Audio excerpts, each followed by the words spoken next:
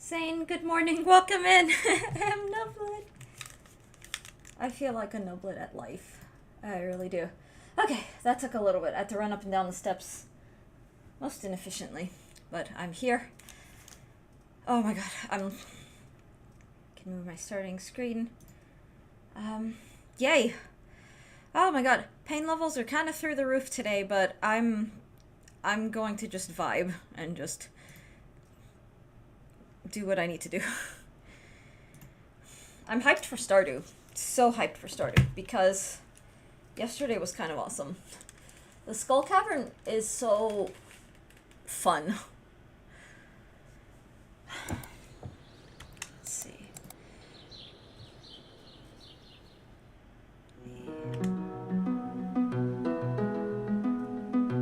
I just got my tea as well. It's very hot. So I'm gonna just let that cool for just a little bit. But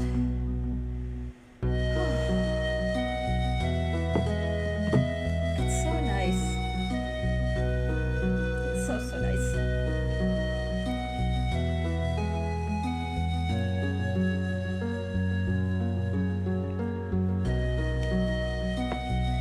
Alrighty. Yeah, I think when last we left off, it was just Skull Cavern runs. Was what basically what we were up to. Toward the end of yesterday's stream, I hit 102 floors down, and then I went back in and did, I think it was like 60 floors, so, I don't know.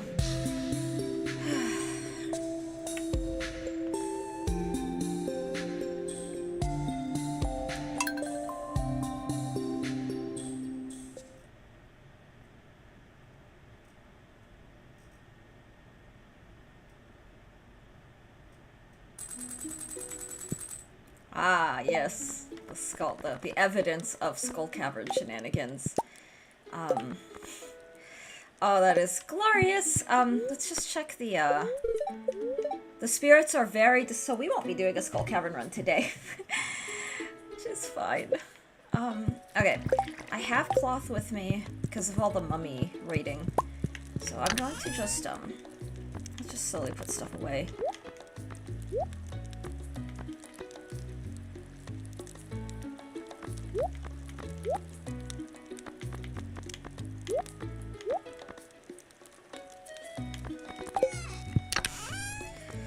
Oh my god, look at that.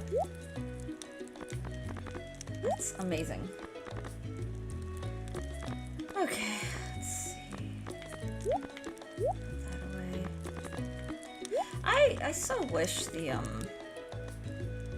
I wish... Oh, maybe we can use this to catch some rare fish. Maybe we could do that today.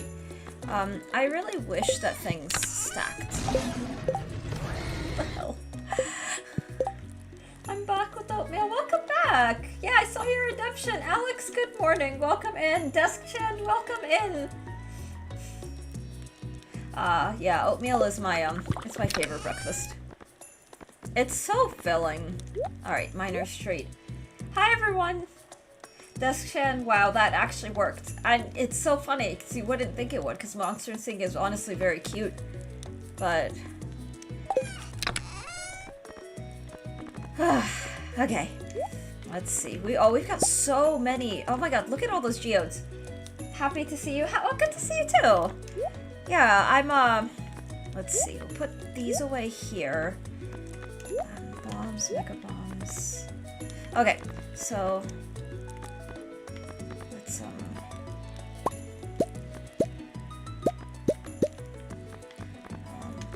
oops. Oh, yeah, I'm not organizing stuff. Hope everyone is... Aw, yeah, me too! I really hope everyone's having a good Wednesday. It's, if Marvin were here, he would make an acknowledgement to Hump Day.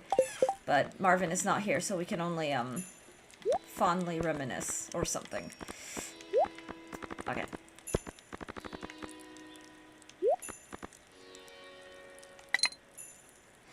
Okay, so that leaves all this good stuff to sell.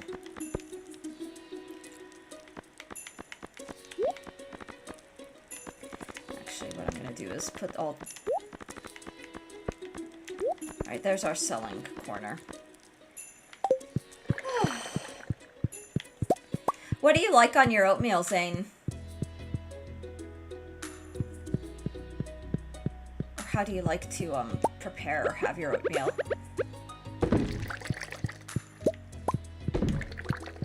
Okay, let's go find 2 things to stuff in there. I should have just brought stuff down. This chest I should put, ideally, just downstairs. I may have found some more friends to play ESO with. Unfortunately, they play on the EU server. Oh, no! Oh, it sucks that that's still a thing. I mean, I get it, because I understanding how servers work, I understand it, but it just kind of sucks that... Aw. Yeah, that's the thing. Sometimes when you make like real online friends, and I'm not talking about like parasocial stuff. I mean genuine friendships where there is mutual there's a mutual connectedness. It's so magical, but then it's often the people that you befriend are sometimes oceans away, continents away, and it's one of those things that I guess is kind of bittersweet. Like, in my experience, I found that some of the nicest people you'll meet are honestly people you'll meet online. For whatever reason, I don't know why that is.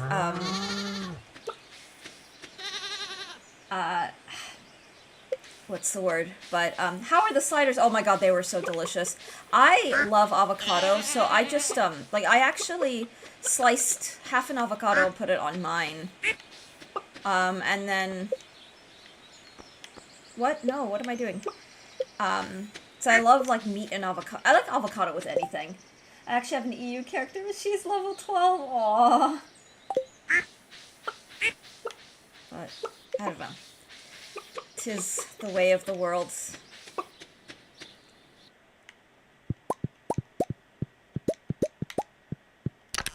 Sometimes. Okay.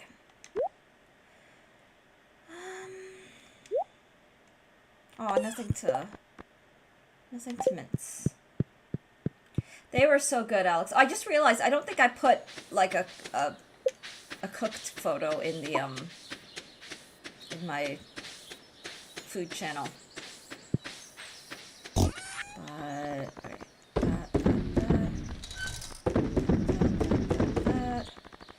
we're gonna make bank. Oh, you know, has anyone ever thought, like, if there was a game that you made a lot of money in, it's like, what if I had this much money in real life? Oh, 95! Wow, that's awesome. Aw.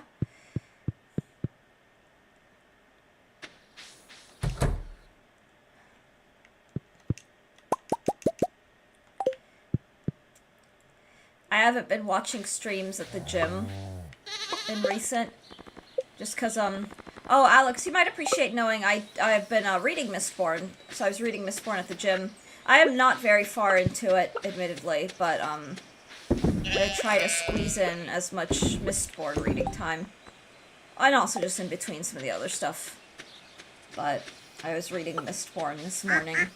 It is so delightful. I really like the Kelsier. I love Kelsier's character. He's very, very compelling. But at some point, when I have the time to just sit down and do it, I do want to create at least the start of a book club chat or discussion channel in the Discord. I have to look up how to get that. My books are in storage. I would have loved to catch up a bit. Aw, no, I hear you there. I hear you there. For me, I just started work with a, I'm so excited for this, with an author that I really, oh dear.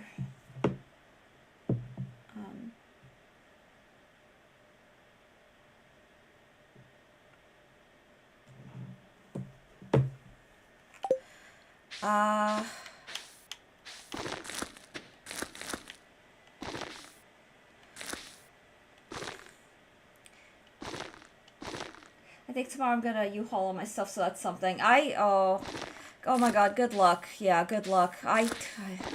You know, my husband and I are not, so we are almost minimal. I mean, no, we're not really minimal until it comes to the books. Like, the books are the one thing that we just have an obscene amount of, like, my clothing. Me and my husband jokes, and he was like, I feel, he constantly makes jokes about, like, it's like, how are you even a girl? You don't have a lot of clothing. And it's mostly because I've moved around so much that I can fit my clothing into just a couple of bins. And these days, because I'm like so like homemaking a lot, I have donated like more than half of my wardrobe just because it's like if I'm not wearing it, there's no need to have so much. That's just been my philosophy. But he gets a kick out of that. It like amuses him. Let's see, ancient fruit. Ooh, let's sell the sunflowers, the strawberries, keep everything else. But yeah, the books, I guess I just share that because, oh my god, moving books is, it's awful. It can be really rough. Alright, where's my milk?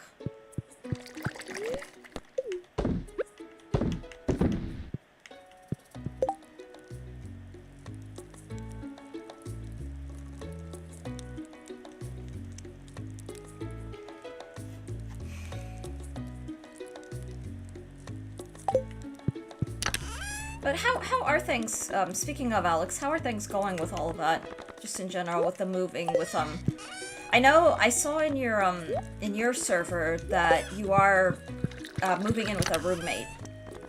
Which I hope that goes well for you. I really, I wish you the best. Like, really, really wish you the best and hope that that, ends up being a good fit and works out for, in all the best ways. Okay, I think I want to enjoy some tea. And I'm also gonna...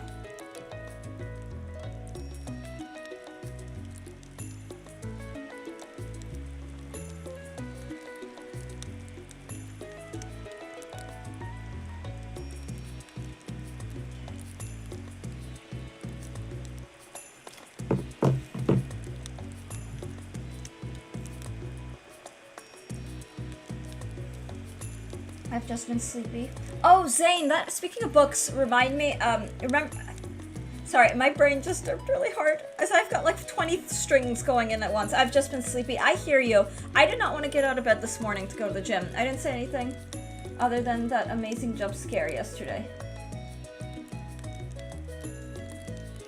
Oh, I meant in your Discord. You had a brief update about, moving in with a roommate? I don't know. Zane, did you see that, book 8 of Dungeon Crawler Call, hard copy, physical copy is, was just released. I believe it was like a day or two ago. We saw it, yay! I still need to start it. I want to get my husband a physical copy. I share my Kindle library with him because we have a family thing. But if he can help it, he likes physical copies. You went to go get books 4 and 5. Aw. Oh, I gotta get him on it. He's currently reading The Shining by Stephen King, and I want to read, I would like to read The Shining. He wants me to read Carrie first before I read The Shining. Oh, I meant in your stream yesterday. Oh, no, you're good, you're good. We're not finished with book 3 yet. My sister read book 1.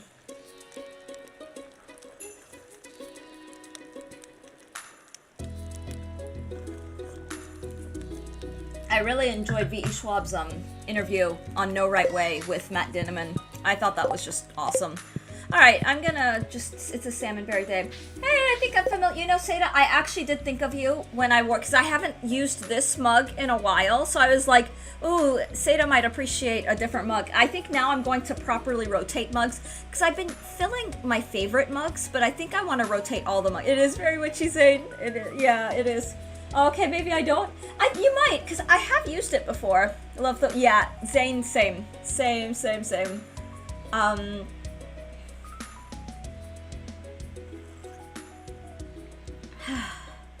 But, now, since we talked about the mugs, I'm gonna try to rotate the mugs. I'll have to get my Little Mermaid mug. Now let the inner child be happy. I've been looking for a witch hat in ESO, so I can... Oh my god, that would be so awesome!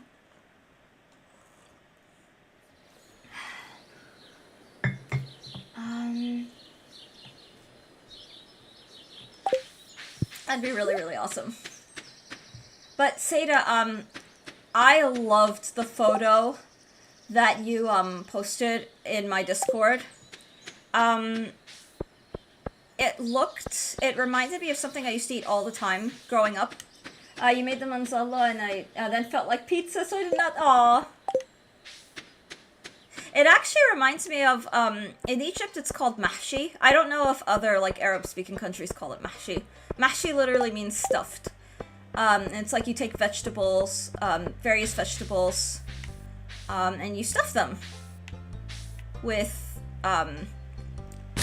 so we always did rice and herbs, but you can also stuff them with meat, I've seen. But my household didn't often do that. Or occasionally, but it was just not a thing. It was always the rice and herbs. And then we'd just, like, make kofta on the side, and that was, like, the meat thing. But that looked so good. It really, like, reminded me of a lot of the stuff I used to eat all the time. I've made some for my husband, but I don't get a lot of, like, Middle Eastern, like, grocer stuff. And then where we live here, we're just very, like, I stepped into a fancy grocer the other day, and I was just like, oh, wow, there's so much stuff in the world that I'm missing out on. And, you know, I'm okay, we're getting by and doing all this stuff, but, the only thing that resembles stuffed vegetables that I prepare is mafroom. Yeah. Stuffed eggplant, potato. Yeah, no, we've had mafroom. My dad used to stuff, like, we would, stuff, like, white eggplant, and, oh my god, that was just, like, too good. Oh, I love that. I love that so much. Sometimes I wonder if my mother is actually happy with her life. I asked her once and got the feeling she was hiding some inner pain. Aw. Yes, Stardew covers some pretty heavy stuff. Some really, really heavy stuff. It's kind of amazing. Oh boy, oh boy, oh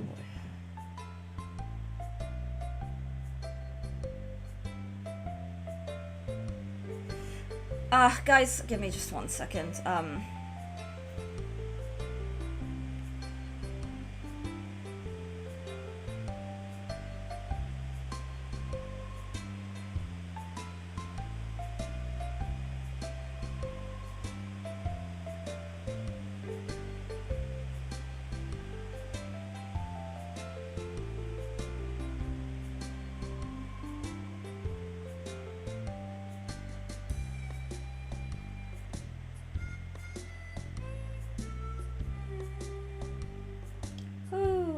Welcome in, good morning! My Rookin family is getting bigger. Also, unlock the Sue.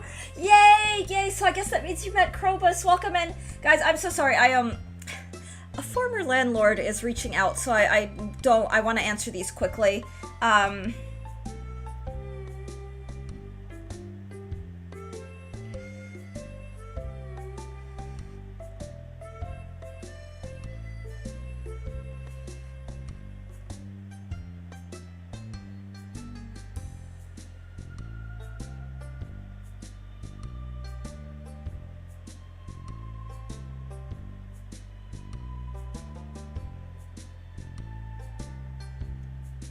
Okay. Oh boy. Did not expect to be dealing with some stuff. I love that you're working. I need to do that because I actually have like 300 plus hardwood, so I have more than enough hardwood to repair their little their tree. My thing is I don't use crab. I have not been using crab pots, and on my main save, the raccoon has always asked for stuff you can only get at in the crab pots, so I was just kind of like kept putting it off. What's Krobus's deal? He might be my favorite. Krobus is a sweetheart. Krobus is a beloved fan favorite, and we all love him, and I think if he's your favorite, you have amazing taste. Aw, yeah, no, he's great. He's actually, I feel bad because, so I'm doing my Romance Everyone arc, so I've got all the romance characters max friendship, and eventually I'm gonna give them the bouquets. I want to marry Krobus. Aw, Zane. Yeah, so my plan is, even though I feel awful because I haven't done it, he's bottom of the tier because I don't go see him, but I need to properly befriend him because I'm going to have him, I want to do the, I'm going to make him my roommate in this file. Alright, let's, Jesus. Okay, we're not gonna process all these geodes, but we'll process, I guess as many... Wow. Sometimes these boxes... Oh my god. A mystery hat. Sometimes the boxes really give great things. I'm gonna put the mystery hat on. Let's be our inner Riddler. God, the hat looks awful. It's kind of glorious, but kind of awful. I'm getting the Dew police on you for not talking to Krobus. Aww. How dare! Yeah, I need to, I don't go down to the sewers on this file. I've been kind of really chaos mode.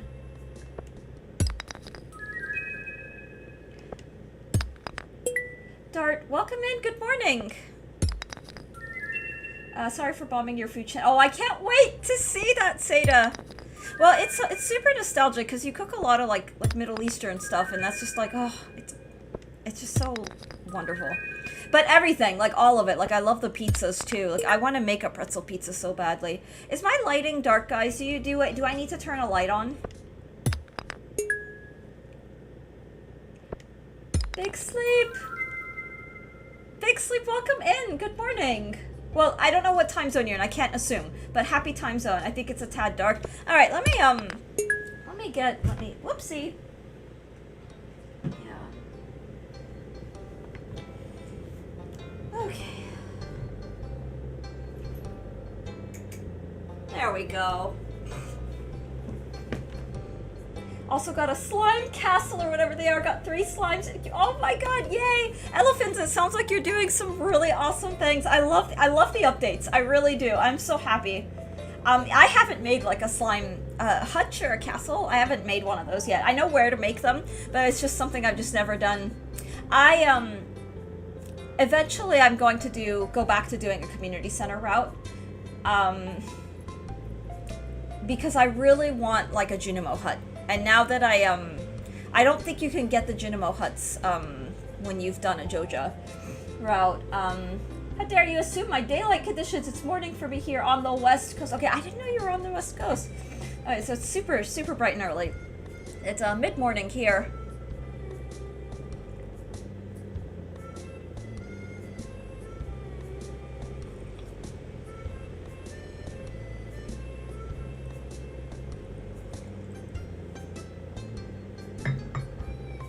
Elephants, you're so sweet. Honestly, it's my pleasure. You've been honestly super delightful.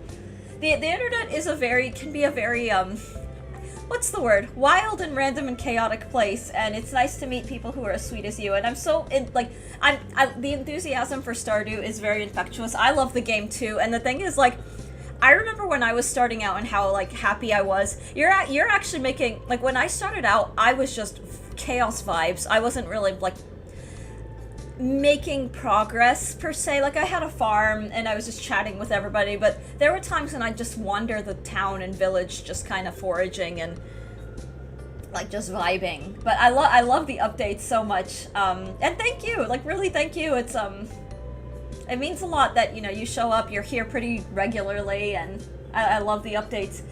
Cold, it's been nice 40 freedom units around the southern hemisphere. Dart, I'm so happy to hear that. Yeah, because you're approaching your winter season. Oh, Dart, may the winter be cozy and magical and free you of all the excessive heat that you got last season.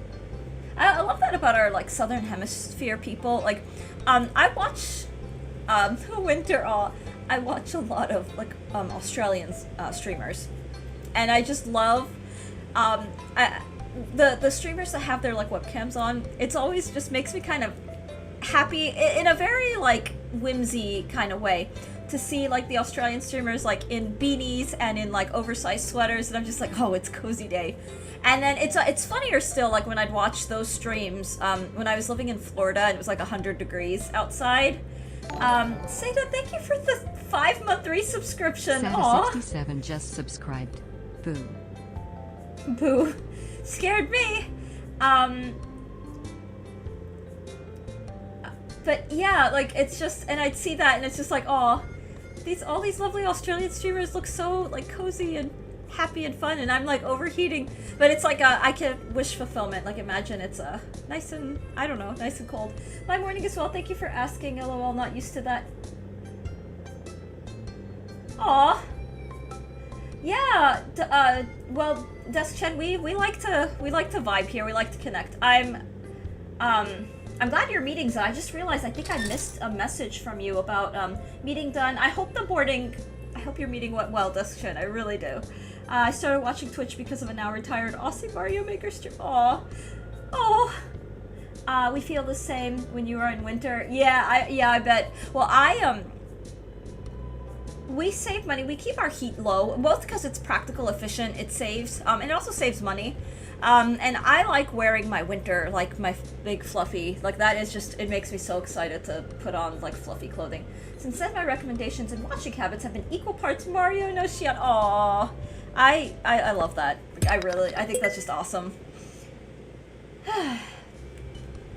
But, oopsie. Whoa. I love wearing my Snuggie. Oh, I needed to get a Snuggie. My husband keeps saying he's gonna get me a Snuggie. I think jokingly. Gray is your favorite color? Oh, yeah, gray grew on me since, my husband wears, and he loves the color gray. His favorite color is blue, but his aesthetic palette is very like that ultra chrome, so like grays, whites, blacks. It's very elegant, and I did not see the appeal until, he kind of introduced me to it. What about gray? But no, it's elegant, and I like wearing these bright glaze. This is one of my, guys, I really like the jock suits, like the training suits. They're very comfortable. The things, like, it's getting a little bit too warm, so, I'm not wearing these at the gym, as much. Well, some days I do. Lifting days, definitely. But, like on cardio days, this is too much. It's too warm. But, it's nice to just kind of wear them around the house. Okay, I didn't know if the different spellings meant different things to you. Yeah, gray versus, E versus A is, like, the UK will spell it with an E, and America will spell it with an A. And then there are some, I've edited for American, like, publishing imprints that, I kid you not, will be like, we want it with an E, like that kind of thing. So it's just, it really, depends on who's publishing. I have too many geodes, but traditionally, yes. But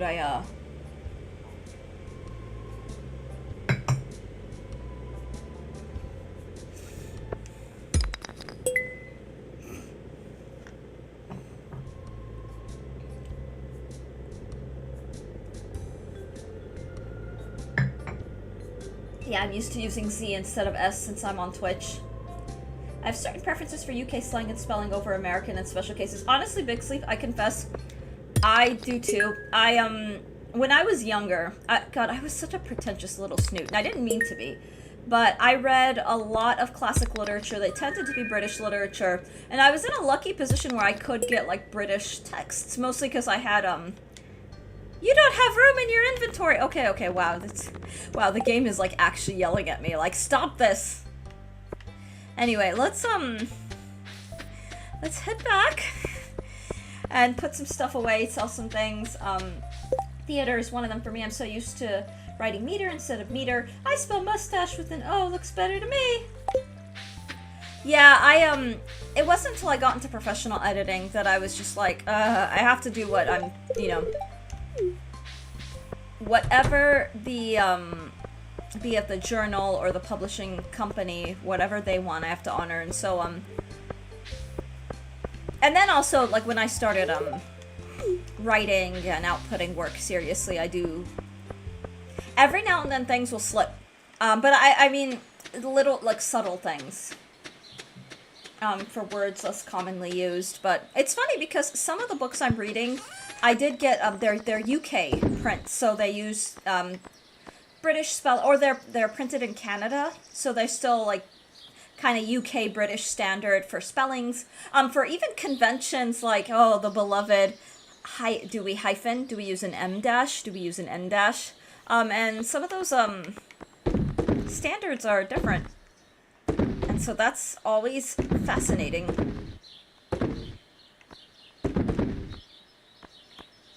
Slate. Transfer. My my English teacher, I would pay more for a theater ticket than a theater ticket. Center, I can go either way on. Meter is foreign to me. English teacher went nuts if we use Z or ER instead of S and R. Oh, yeah. When I was in like middle school, because the thing is I didn't always know better.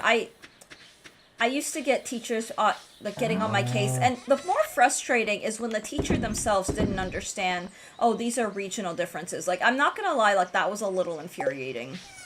To me, because that's like it wasn't until I grew so much older that I realized that a lot of educators don't actually know a lot. And I know that's an awful thing to say, but it's also just kind of the truth, for lack of a better way to put it.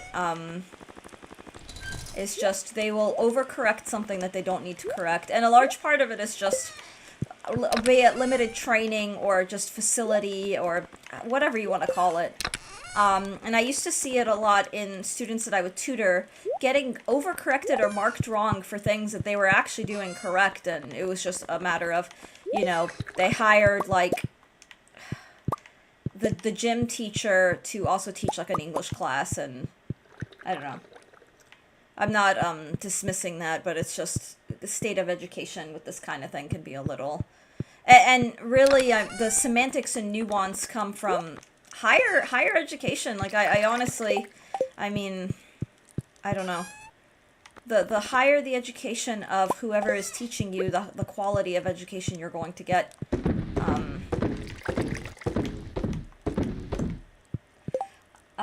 Let's see, what I don't like is when people will change the name of proper nouns in order to fit their own language. When someone in the Commonwealth called him JZ early on, cringe. Yeah, that's I did not know that was a thing. That's kind of funny, but yeah, no, that's cringy. One time me wrote a whole essay in Old English. She was surprised for sure. Aww. Yeah, when I was a kid, I used to do all kinds of... The thing is, when I was really young, I did not mean to be pretentious, but like, you put a kid, like, you give them like Pride and Prejudice, and you give them like an anthology of Shakespeare, and the kid gets into like that, and the kid is also picked on in school and doesn't have friends. That's me. So I turned out to be a really weird kid, and I think it came across as pretentious even though I didn't intend it. Like, I wasn't trying to be pretentious, it was just, the kind of things that I was exposed to and exposing myself to. Ironically, what brought me down to earth was when I discovered the Harry Potter books when I was at Scholastic. Harry Potter was not a thing when I first read them. It was just kind of like they were recently published. They were new. A lot of people didn't really know about them. And I picked it up because I was like, there's a kid riding a broomstick on this book. I kind of want to see what this is about. And I loved it. And then I was like, oh, this is, conversational English. It's very informal. It's very, like someone telling you a story kind of thing. And even a little more like, I'm reading Zodiac Academy, and that is like someone is ranting at you really, really intensely. And I don't know, I kind of like it also. I'm trying not to be pretentious. I'm just better than you. No, I don't mean it that way. I promise. Because I was like a clueless little airhead as well. Like, I was a weird-ass kid, and I know it. I really know it. Oh, it's my favorite guy in, Stardew. Aw, and he's so nice. Plus, he has the little beach cottage. Like, he's kinda,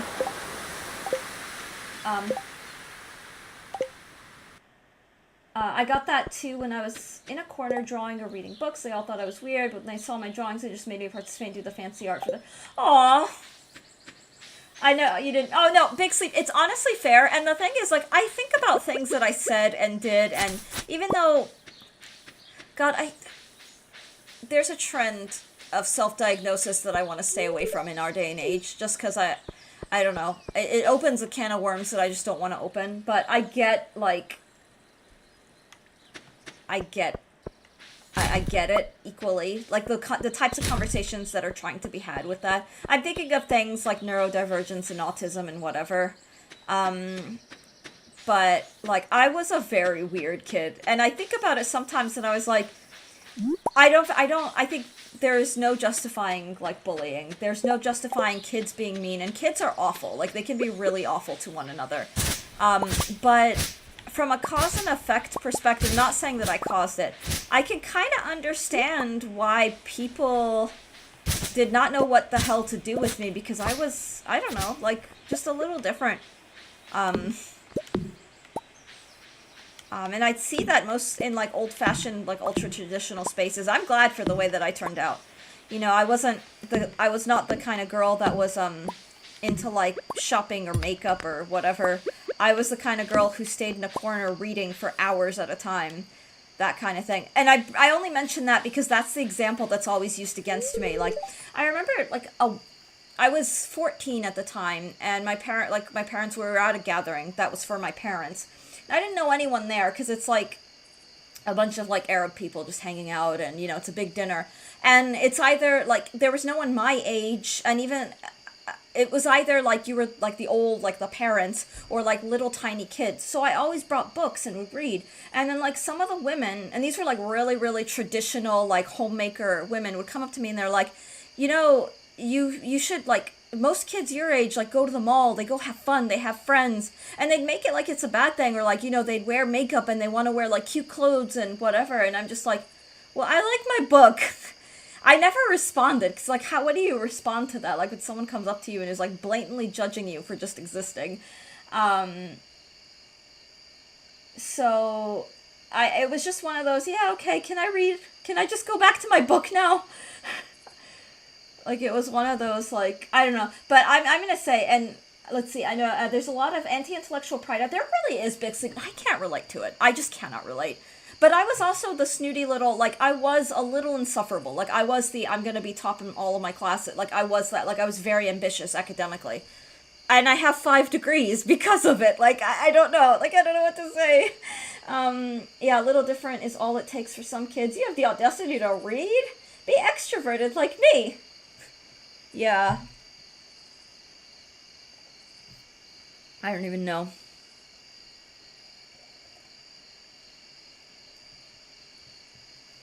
And it's fine. I don't actually, like, this isn't like a, this isn't like a painful, wait, what is, this isn't like a painful memory or anything like that. It's just this is the kind of, like, this was my childhood, like, that was, and I'd get that a lot. And it was always so funny because, like, I don't know, can I have one of your degrees? I'm still 3 credits short of my bachelor.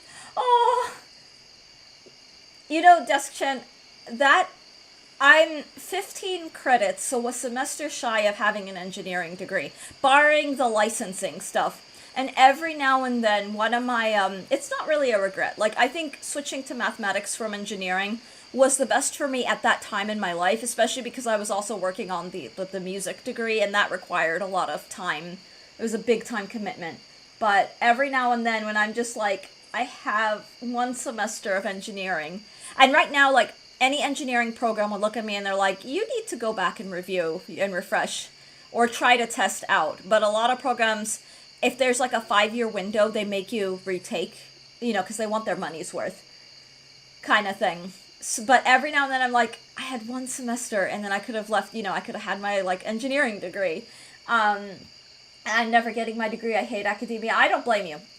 I do not blame you. For me, God, this is going to sound so cheesy. I'm a knowledge for knowledge's sake person. And academia is a good way to be in an environment where you foster knowledge. But the older I've gotten, the more I'm like, academia also gets in the way of education. Which sounds like a contradiction, but there's a lot of red tape. There's a lot of drama. There's a lot of bureaucracy that goes into academia as a system. And I can get into that on, oh my god, that is a can of worms. 2 people are asking about my ice cream bars. I hope an order is, I hope so too. Oh my gosh, oh, that's so awesome. Change your major to shoes. Desk-chan has some snazzy shoes. Like, I do really like the shoe updates. Yo, Big Sleep, you might be onto something. Worked for Bobito. I was gonna be in IT management and engineering.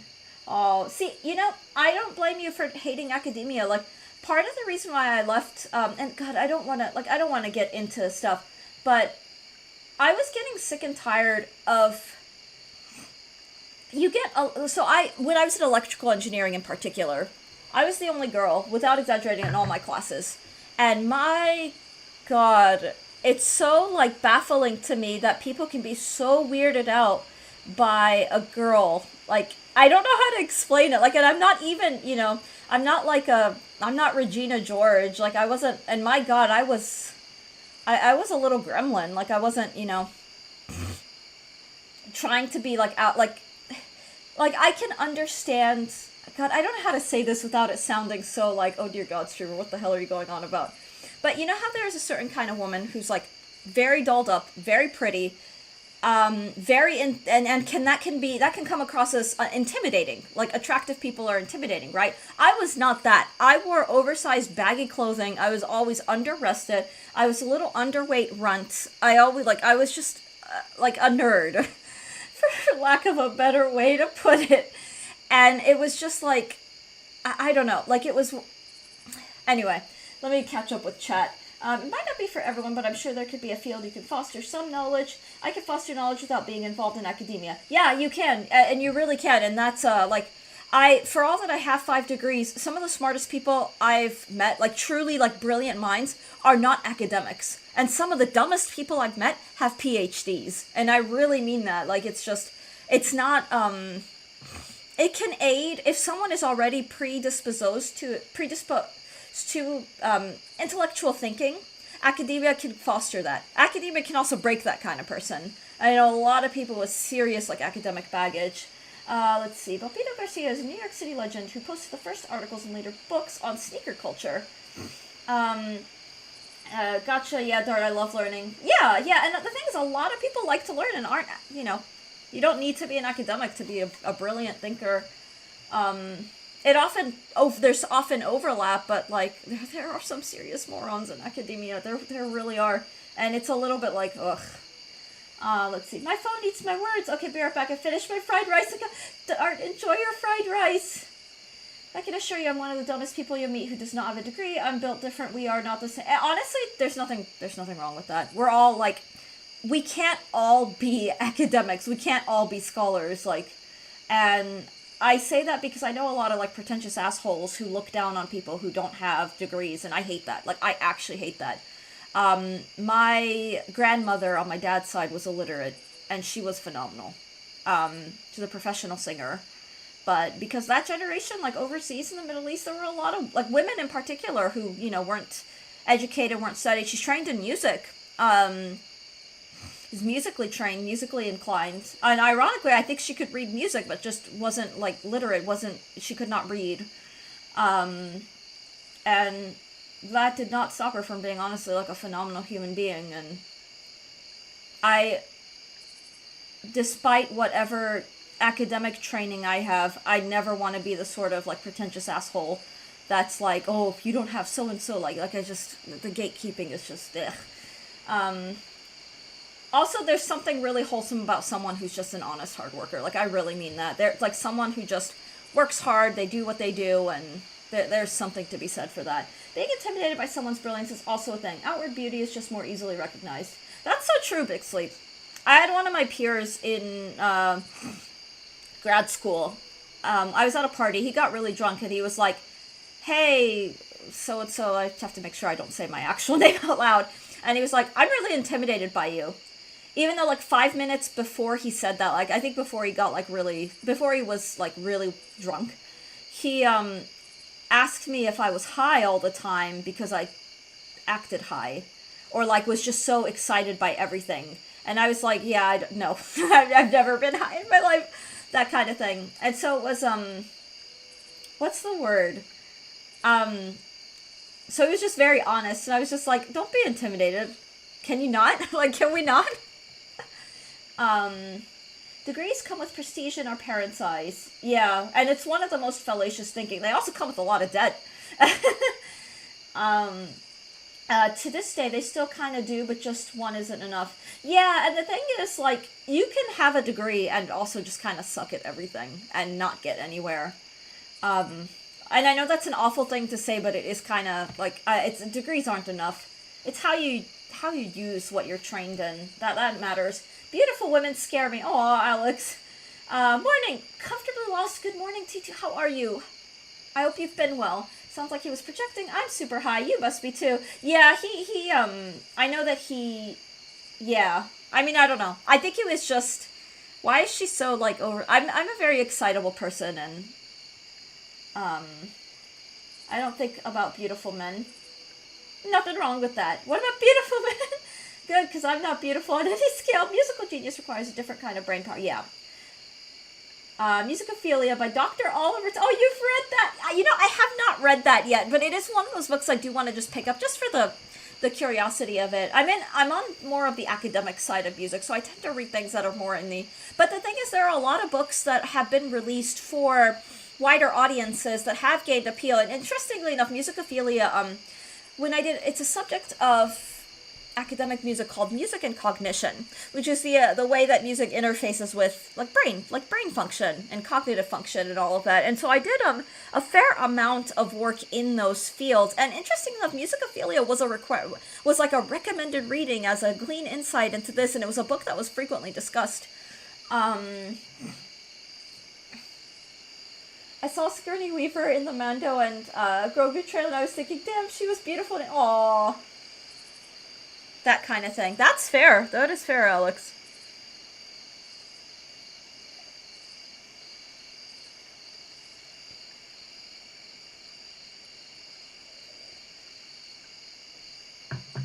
It's a great intro on the topic just because he was equal parts writer and neurologist. Yes, yeah, and that's why I think he, in the music and cognition spheres, he has garnered a lot of praise because he's written some pretty good material. I have not read it myself, so I kind of feel bad that I can't have a more in-depth conversation with you at this time, but that may be a book that I just eventually pick up just for the sake of it.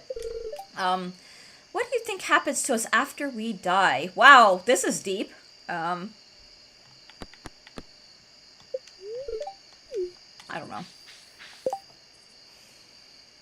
His other reads are great as well. Well, I'll have to check it out. I'll have to check them. The thing is, we may actually have a copy of it. You have a fondness for music, Big Sleep? Aw, well, you're in the right place. I hope. Because I do too.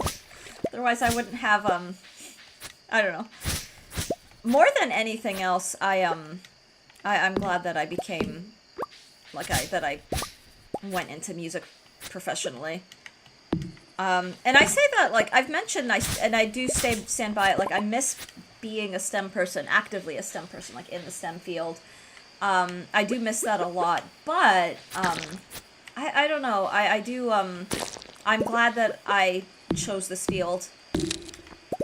And it's something I do miss, I'm not gonna lie, like, I really miss, professional, like, performance. With us moving around a lot, and then where I live is kind of it's a cultural wasteland. I can't beat around the bush. With that, but I am still very, very glad and grateful. Whew.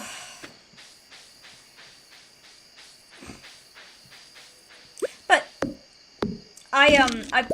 I treat these periods where I'm not actively concertizing as my skill building, like practicing, developing skills, learning new repertoire, that kind of thing. And that can be kind of fun because I get to choose the repertoire I want, and I have all the time in the world with no deadline and no pressure to really refine it. My husband keeps telling me to post recordings on the YouTube, and a part of me is like, you know, I should, because it would be a good way to be like, you know, this is the performance kind of thing until I'm back in venues and... Ooh, what do we have here? Sarah Farms, thank you for the raid. Oh my goodness, welcome in, Raiders. Raid time, Wednesday, heart attack. That's oddly specific. Today is a Wednesday. Sarah Farms, welcome in. How was your stream? Were you Stardewing as well? Monique, welcome in. How are you? Lee Zed, welcome in. Yay! Yay! Raiders, take care of yourselves if you need to raid and run. That is always more than fair. It goes without saying, but it is lovely to have you here.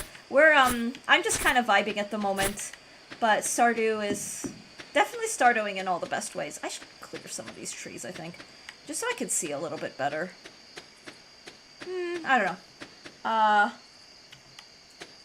I love your little question hat. Yeah, I got it out of one of those mystery boxes and then just threw it on. Hey, yeah, I was playing Stardew. How's the stream? Honestly, it's going really well. How was your stream? What are you working on Stardew-wise? Riddler. It is a Riddler hat. I had on my main save a couple of years back. I had the Riddler wallpaper. We need the shout out command. I'll shout people out. I tend to refer to use it when I'm like, how do I put it? Like, yeah, I've got this, Alex. Riddler hat. But yeah, this file in particular was created so I could do a JoJo run. It's first ever JoJo run. What's the word? I'm blanking out. But I finished all the JoJo requirements really, really fast. So I'm just kind of fooling around. I have this chaotic... I'm going to eventually start dating all the eligibles just for the chaos of it. But I haven't started doing that because I've been focused on like Skull Cavern. I recently unlocked Ginger Island and all that good stuff. So I've been... This run has been kind of wild. It's like, oh, there are people in this game. I have to pay attention to all of them because for some reason I decided to do this really chaotic thing. Yay, JoJo runs are fun. Yeah, they are. And the thing is, it was good. Thanks. Trying to get perfection by the end of year 2. Okay, that's hardcore. Good for you. Currently on spring year 2. That's pretty awesome. How far are you into that? I have not started a perfection run yet. But I think I want to do that at some point. Probably not on this file because it's Joja and it feels tainted. And then also because I want Junimo. Like, if I'm gonna do it for me, like, if I'm doing a perfection run, I want the Junimo to be around. But the nice thing with the Joja run is that if you're focused on money making, so I'm on a Riverland farm and then had fishing as my primary money maker. What's the word? You get those requirements done really fast, all things considered. You do get, like, the requirements are,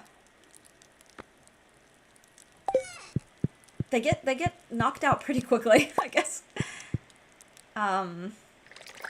We should change our outfit at some point. So far so good. Might not work depending on RNG on the quest. Oh, that's so true. Oh, the recipes are a pain. I've had so many friends like stuck on 99% because just one recipe, and it's always like something really arbitrary, like a recipe you could only get at like one of the holiday events, and on friendship because I was neglecting that quite a bit year 1. It's understood. There's so many people in the game. Like there would be for me to max out the hearts the way I did, it was strategically mapping out a through the town run where maybe I got a little foraging or panning done, but mostly focusing on getting as many of the characters as I could. And then trying to find them. Like, I don't have all of their schedules memorized. I have a general idea, especially after this, of where, like, one of the characters may potentially be at this particular time of day. Unfortunately, the wiki, like, actually has, like, their schedules and stuff, but it's one of those, like, it's tedious. Thanks. I'm now back from the kitchen and sitting on a fancy chocolate discard Oh my gosh, how was dinner, Dart? How was the fried rice? I need tea. My tea's probably really cold.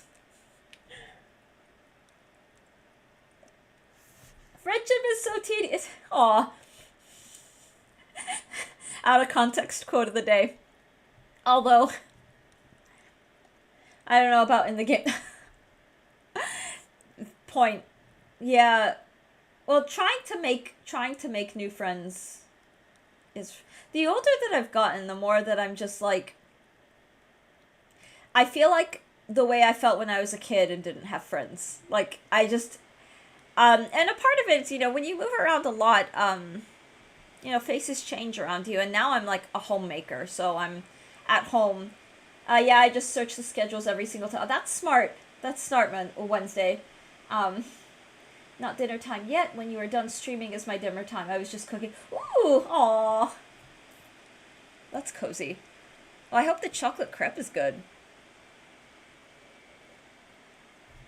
But I still remember how excited I was when I, like, started to make real friends. I was, like, too excited. I bet it's stuff like that makes me understand why a lot of people in my past have been like, wow, your energy is kind of a lot. It's kind of a douchey thing, but I get it. Like, I don't know how to explain it. Like, I do get, like, people can come off strong, and I know that I've been I've had my years of intensity. I guess. I don't know. But now I'm just back to being bookish, and it's part of my job now. Like my work from home revolves around editing.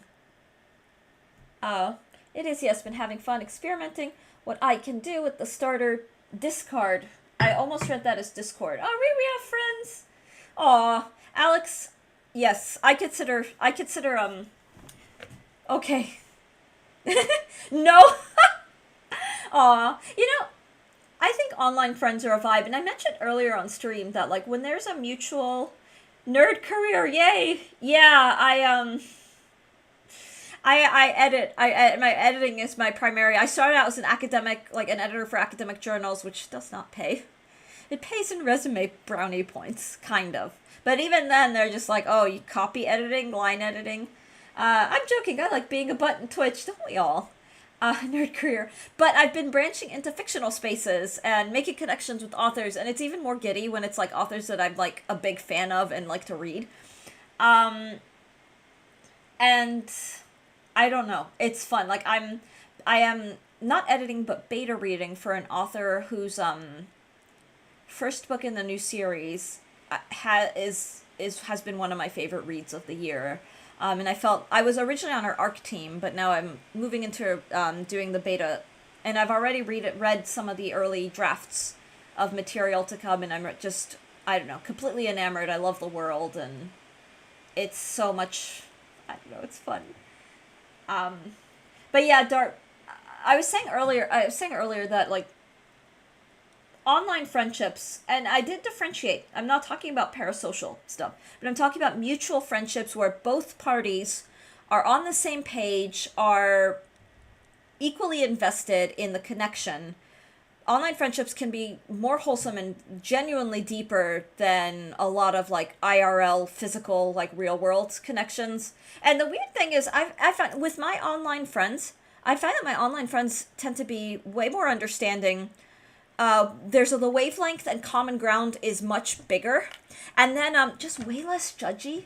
Like a lot of people I've known, even people who I've shared common interests, just end up being like, I don't know, like really judgmental or really arbitrarily, I don't know.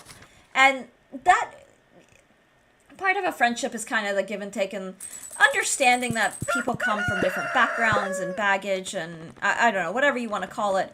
But equally, let's go ahead and just take the hat off for now. Whoa, Santa hat. But there comes a point when that gets exhausting to be around. Like when you go to a friend and they're constant, like it gets exhausting if it's like, oh, I want to share this thing, but I don't want to get judged. Like it gets exhausting. I gotta grab some food. Hope the rest of the stream goes well. I'll try to catch... Sarah, it was lovely to meet you. Take care of you. Enjoy your meal. Thank you for hanging out, and good luck with the perfection run. That's so cool. That is really, really cool.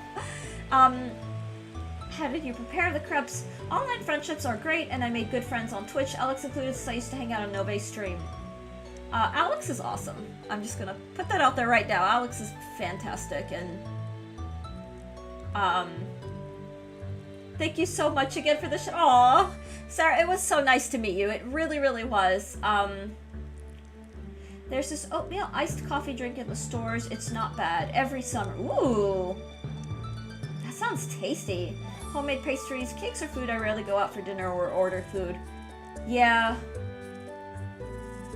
We have to take the car in for repairs this week, and we're both braced for how big of a hit that's gonna be. This is interesting to read because I think I am not that nice IRL. I think I'm simply way nicer online.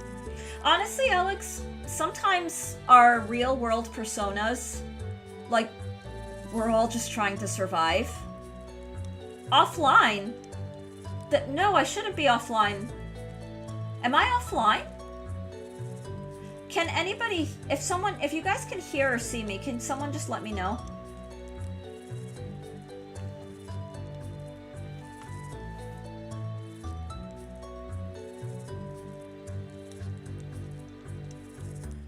Offline, yes, you are offline. You're still here. Thank you, Monarch! I mean, offline for me, I can see and hear you loud and clear. Oh my god. Sorry, it just... This is around the time when shit starts to happen, so I'm like, is this a pattern? I have an RBF IRL, so I get a lot of people think I'm so serious and mean, like IRL. I can see and hear. Wednesday, thank you! You are online... Look, Alex creates... He's the jump scare, like, master. So he creates either jump scares on the screen, visually, or just, You are off the line! I used to, but I trained myself out of it. Aw. When I go to the gym, I'm always so exhausted and out of it. And the thing is, like, I do wave at people who are other regulars and who are nice. But, like, there are sometimes I know that I look haggard. Like, today, I think I looked like a homeless person going to the gym. Mostly because I just kind of threw on whatever. It was a cold morning, so I just kind of threw on whatever. Nothing matched. And I'm just like, I don't care. I just need my workout. And I look so tired, and I go in with, like, baggy eyes, but I'm like... I don't know. And I'm constantly yawning. A friend of mine had a girl say to him in high school, wouldn't you rather have me sign your yearbook over the internet? They later did. Aww. I met in the supermarket in a 1-liter bottle. Yeah, I do not smile IRL. I'm constantly frowning unless I'm trying to amuse myself. You know, Alex, I hear you there. I think you're a really nice person. I think a lot of us are just trying to survive. And the older that I've gotten, and the more, like, I don't know how to put it, the more awful people that I've met, I have become so much more guarded than I used to be when I was younger. And I see it in my husband too. And my husband, it's hit my husband harder. One, because he's out in the world, for lack of a better way to put it, more often than I am at this point. And he sees a lot, and it has, I don't want to say jaded him, but he is so guarded that he wants, honestly, like, nothing to do with the people around us.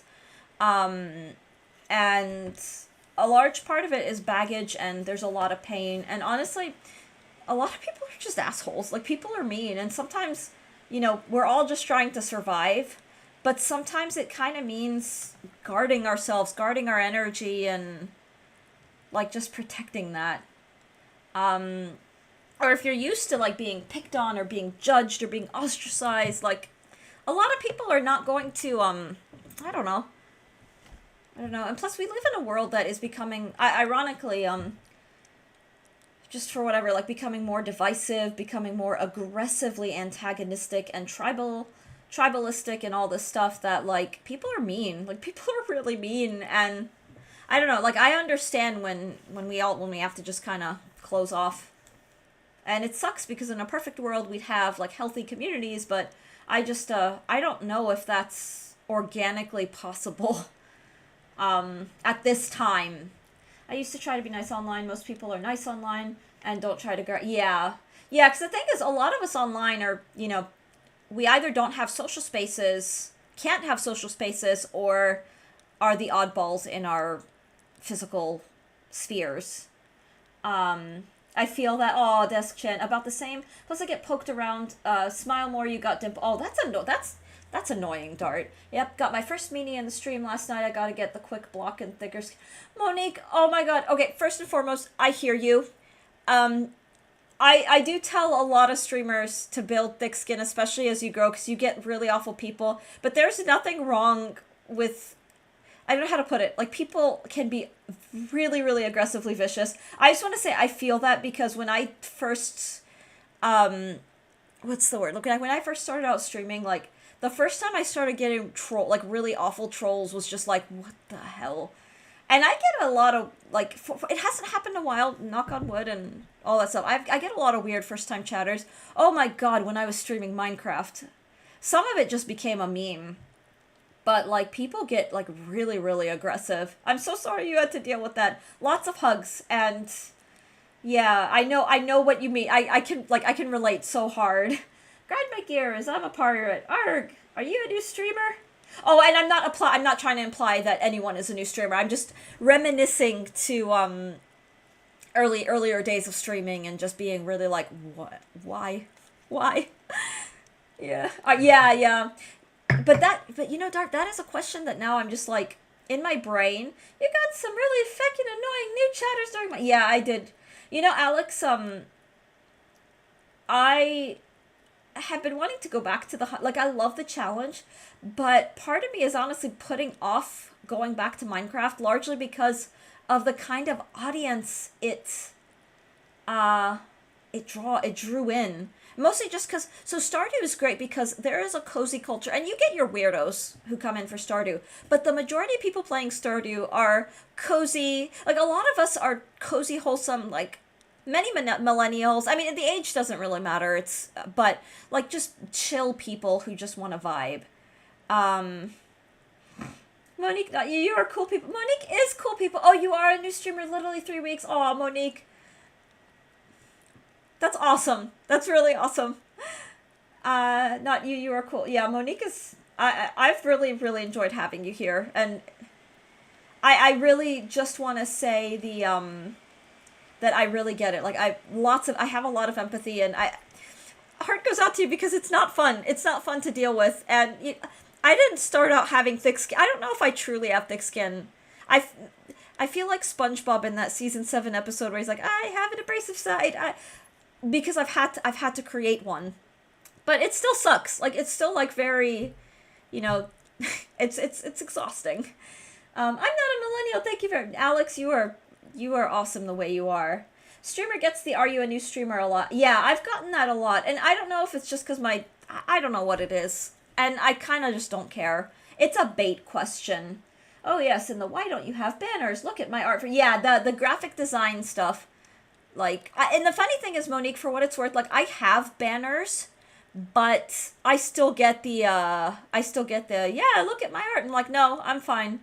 I think it depends on where you look in Minecraft. Some streamers have an amazing community, and then some places like TikTok draw the most strange people. That's true, Monarch. And the thing is, one of my favorite streamers, it's Nest in the Northwest, who rated us a couple weeks ago. She is so delightful. Like, I love her so much. And she has fostered one hell of an amazing community. She is a family-friendly streamer.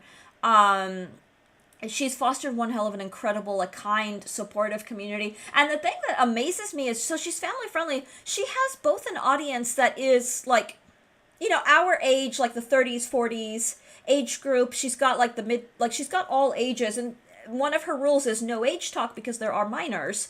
Minors who are allowed to be on, like, so the 13 to 18 group. So she has a lot of rules in place to protect the younger audiences.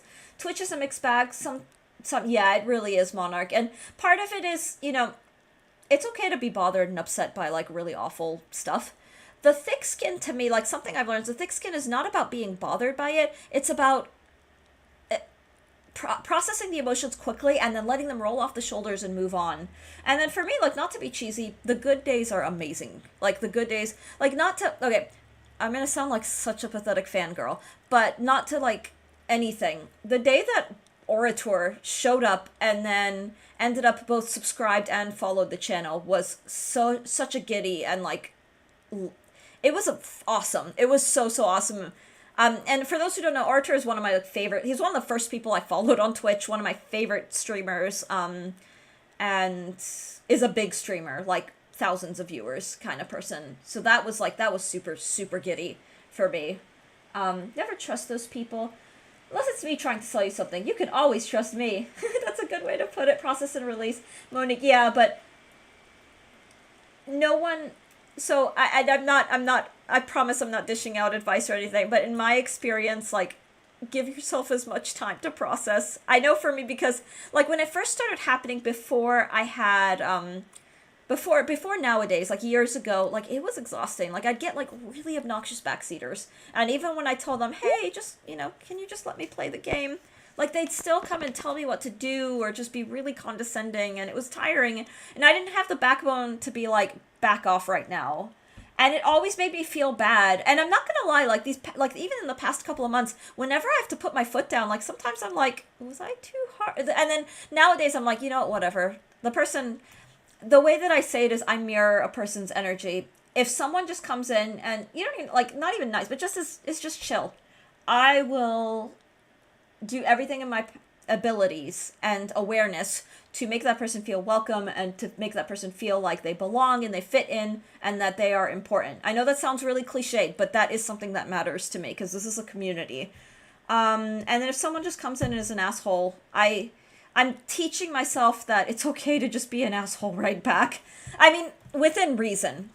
like I sometimes watch VODs for quality and also for like checking on stuff, and then I'm like, oh, here I am in my brain thinking I was a complete asshole when I was just like, back off, like just standing my ground. Is you know that like a lot of us, in our generation too, we end up with like the people pleasing tendencies, and so when we back out of that or when we pull out and we are like, hey, this is not acceptable, like you were just setting boundaries.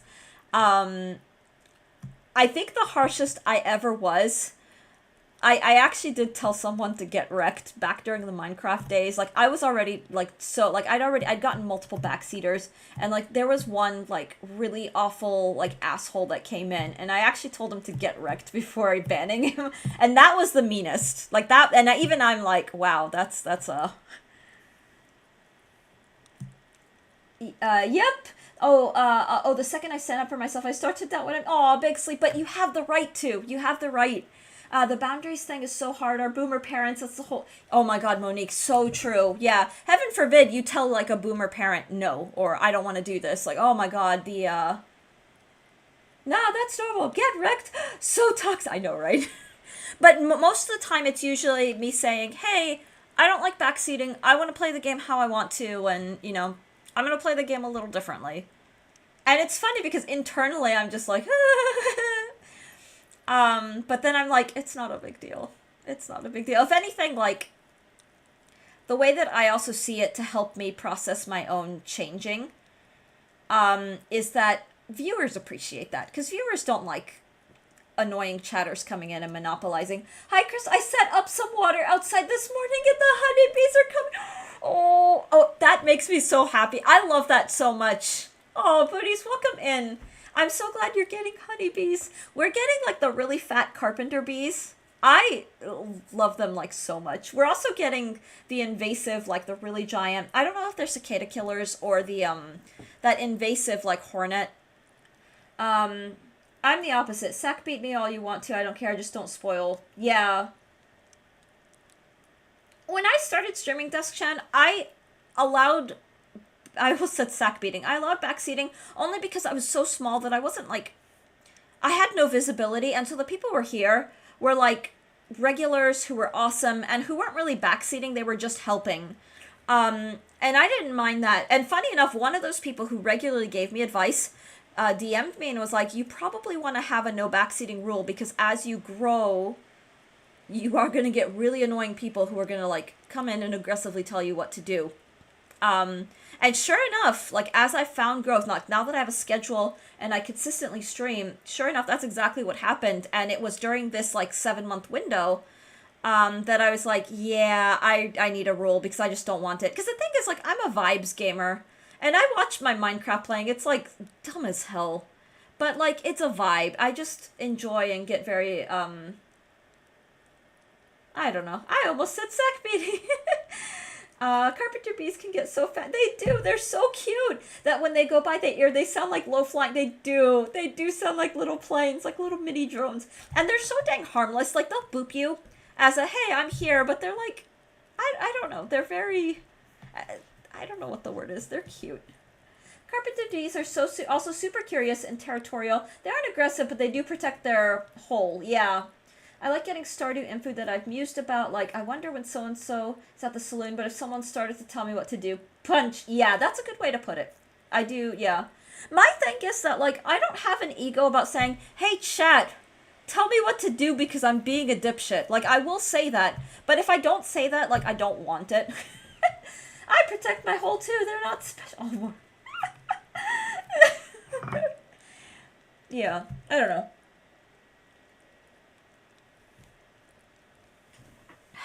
My tea is cold. Anyway, it's fine.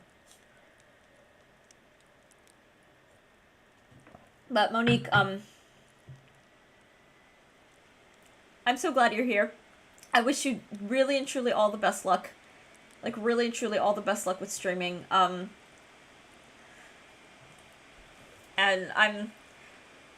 yeah, I really, like, I get it. I really get it. Like, it's just, I'm glad you shared that too. You know something? What do I know or not know, Alex? I was playing games that were technically challenging, so I didn't mind backseating. I'm okay with backseating, kind of. So for me, Alex, when I say backseating, like, I don't mind. The thing is, some of my favorite gaming memories are being helped out in a game. So when you watch Sun and Eos, and my husband is really sweet about it, and he actually does try to give me space, but he will kind of guide me if he sees that I'm ambling around like an actual dipshit. Because I do that. Because he put, like, we did Uncharted, and I didn't know it was a third person shooter.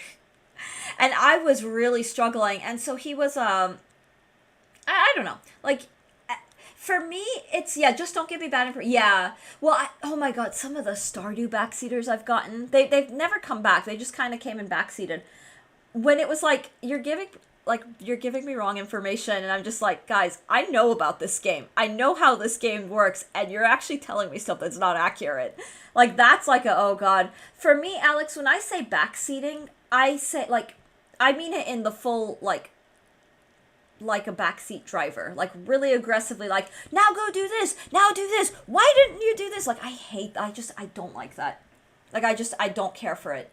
Giving incorrect information to streamers is legit a sport for some peeps. I don't care about backseating or spoiling anything. I play game for gameplay, not stories or anything. That makes sense. That makes sense. For me, I'm a narrative person. I don't like spoilers. I want to experience. Crystal! Go right, go left.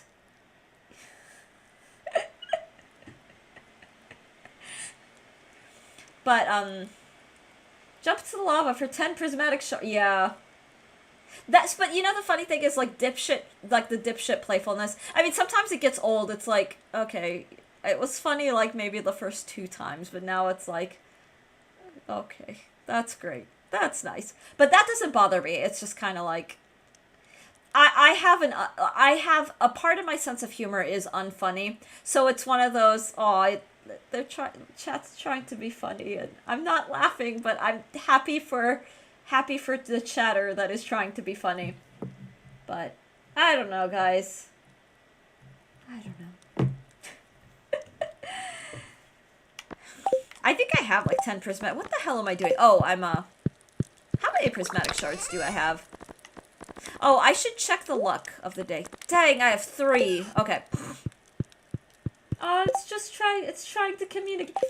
Yeah. Ooh, an extra luck day. I mean, here's the thing. Like, I have the things that are just like, I find annoying. And the things that make me think a chatter is annoying. But I do really aim to try to give people grace, because the thing is, I also recognize that we all have different brains, and this is within reason. Like, if someone is straight up being an asshole, like, I don't have the capacity for that. Like, I don't have the mental capacity for that. But I also get, like, some people are a little blunt, and it doesn't, like, necessarily mean they're bad people, or some people say things, and then with text, like, you miss tone, and you miss a lot of communication cues that you get when you can see the person, you can hear their voice, and when you also like know who the person is, so you kind of understand this is how they communicate. And so for me as a streamer, I do try to give people grace, and also, like, you know, I get like when I was playing Minecraft, I had a lot of younger regulars who, you know, got really worked up about things, and sometimes it was like, okay, you're so worked up because I'm, like, dangerously close to the lava, which makes sense, but it's like, I don't care. If I fall in the lava, I fall in the lava. It's fine. But I'm also, like, 37 and very mellowed out. Like, I don't know. I'm just kind of, like, here. And the thing is, within reason, I try to be patient and be understanding of that. But also, like, I remember I had a guy who was, like, getting really angry because of, I don't even remember what, and I was just like, it's just a game. Like, I'm not worked up, you don't have to be worked up, like, that kind of thing, and just, like, how do you, I'd be like, now, chatter, calm down. Happy for the chatter that's trying to be funny, that's all I want from me. Okay, Big Sleep, but you're actually hilarious, though. Like, you do have, like, a component of your sense of humor is intellectual, And sometimes it's just chaos, and that's great too. But respectfully. But the thing is, like, I do try to be reasonable. Like, I do, I mean, I don't know. Some people are about as smart as animals.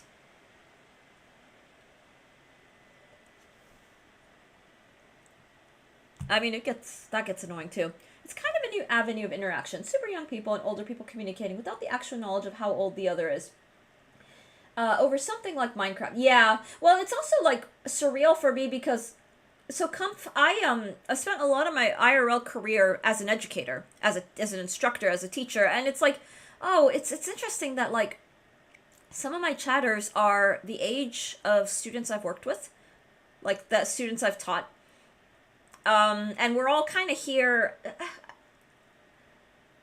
in a space where we're all, you know, that hierarchy of the like the education sphere is not there, and so there's a certain informality that comes with it. And while I as an educator, I've always aimed to be approachable, to be the kind of instructor that students don't feel intimidated by. I do also believe it to some extent that there has to be a sense of authority, meaning a sense of hierarchy, meaning I am instructor, I'm not friend, that kind of thing. Because those are when you start to blur those boundaries, you get into some pretty murky territory, and then you're not able to like. Your students aren't going to benefit from that. That harms them more. But to be like the benefactor kind of instructor, where like I'm here to support my students, but I am also authority. I'm also like there is a hierarchy, there is a boundary. That has always been my ethos, personal ethos of teaching. And so it's just kind of surreal to be on the internet, you know, playing kids games, whatever we want to call it, and you know, understandably having younger audiences. I had a computer science professor at university that spent the first 10 minutes of class proving that he was smarter than all of us. Yeah, that's just, God, I hate that. I hate that so much. Like, it's like, you're a professor, you should not have to try to prove anything. Like, that's, oh dear God. But weirdly enough, I've learned that a lot of professors are extremely, I mean, now that you know, I've been an adjunct professor, like, professor has been in my title. And I know a lot of peers who were just insecure as all hell, or when they see a student, like, and it's so cringe in the music world, like, my students play better than me. I'm like, that should not be your line of thinking. Like, who the fuck cares? You're an educator. You are now an instructor. You're not a performer.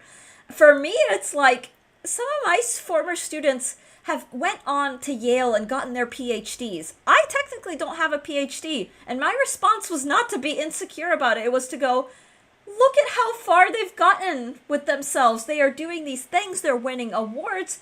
They're like going to like Ivy League schools. They're succeeding. They're doing all the like.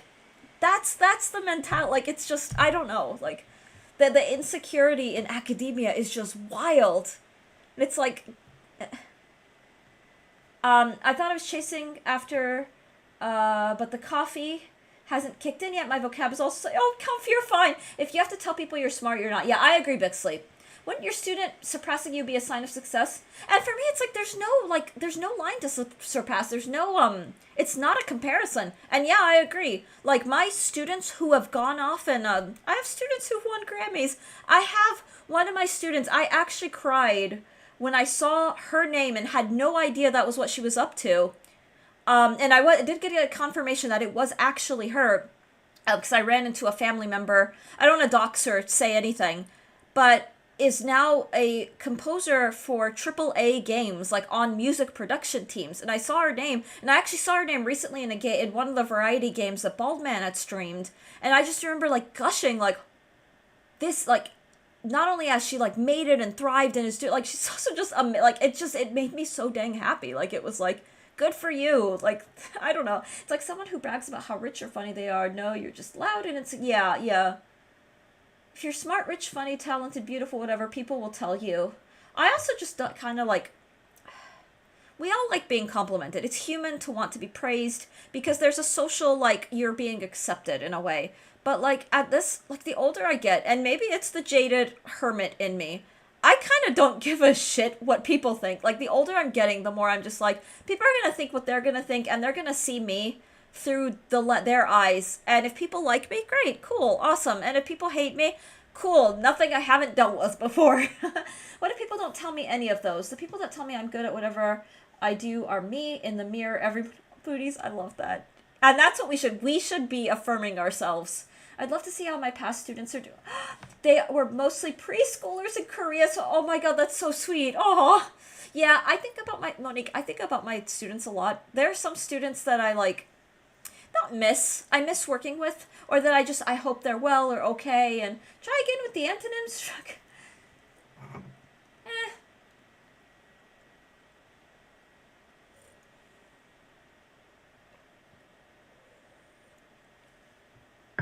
It's just, what the fuck is an antonyms? Yeah, words that mean the opposite. Excuse me.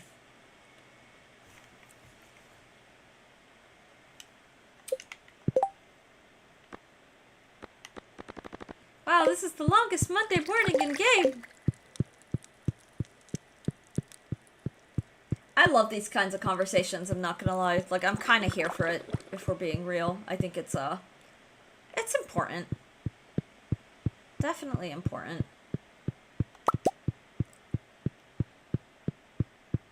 Okay.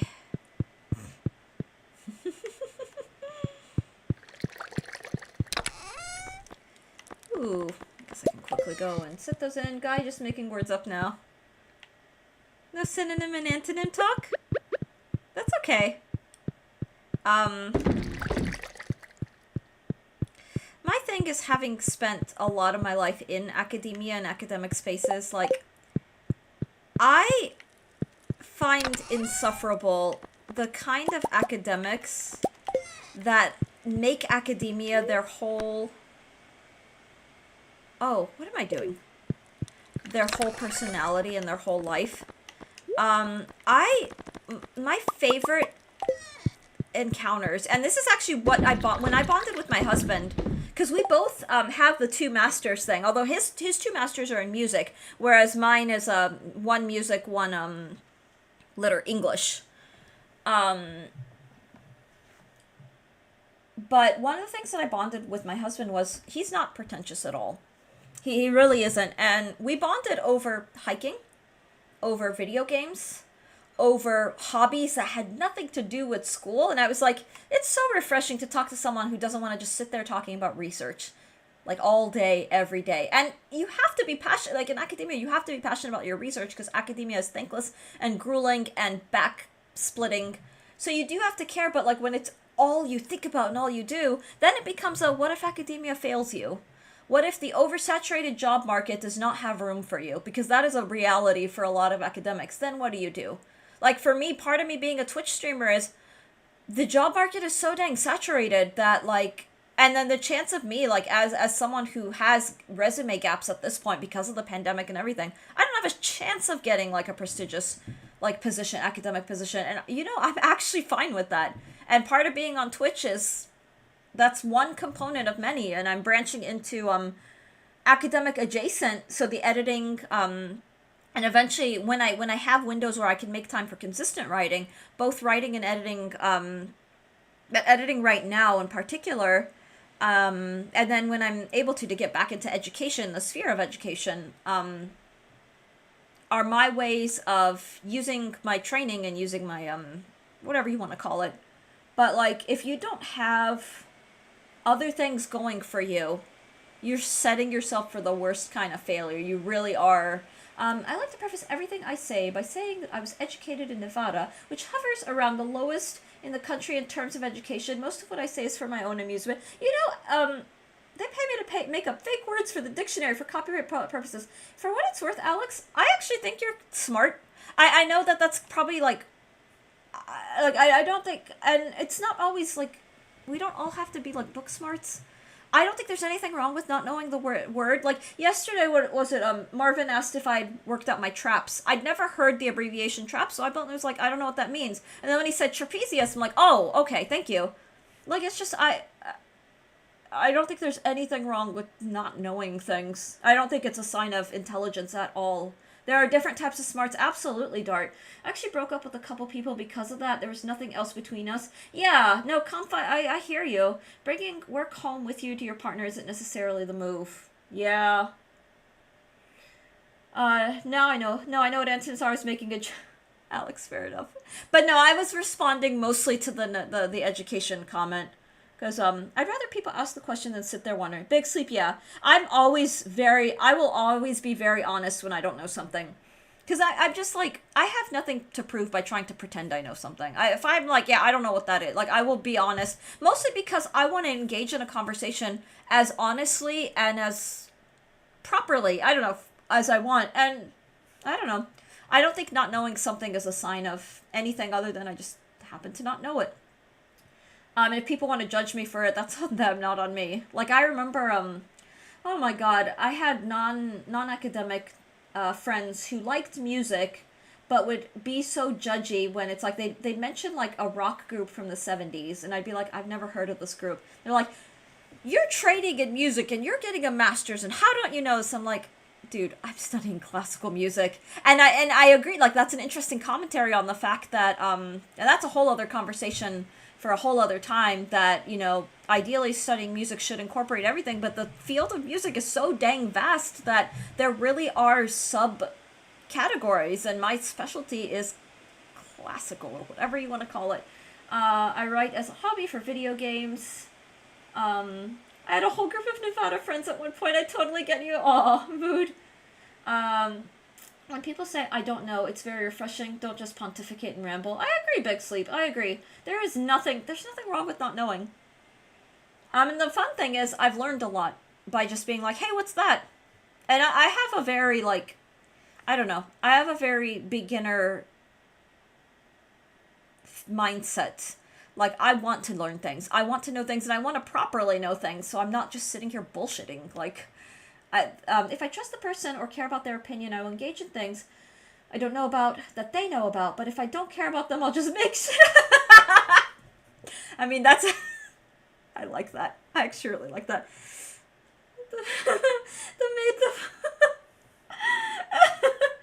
You could dedicate a lifetime to any one form of music or any nerd. Yeah, honestly, Big Sleep. And then...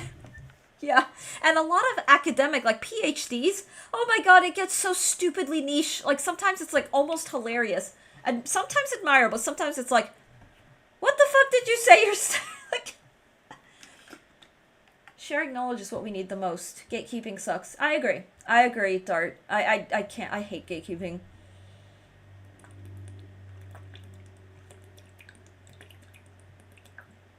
Specialists help push the culture further, and by doing that, they're going to be lacking in other areas by definition. Yeah, and that's normal. Like, we are only human. In our lifetime, we cannot possibly study or master everything there is to know, or even, like, a small fraction of it. So, I don't know.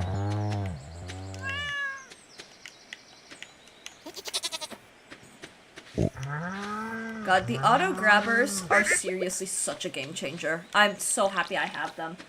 I will keep, oh, I also forgot to ask, cardamom tea for the, yes, yeah, because I'm running out of my black tea, variety, so I'm down to my, my smoked black tea and my, cardamom tea bags.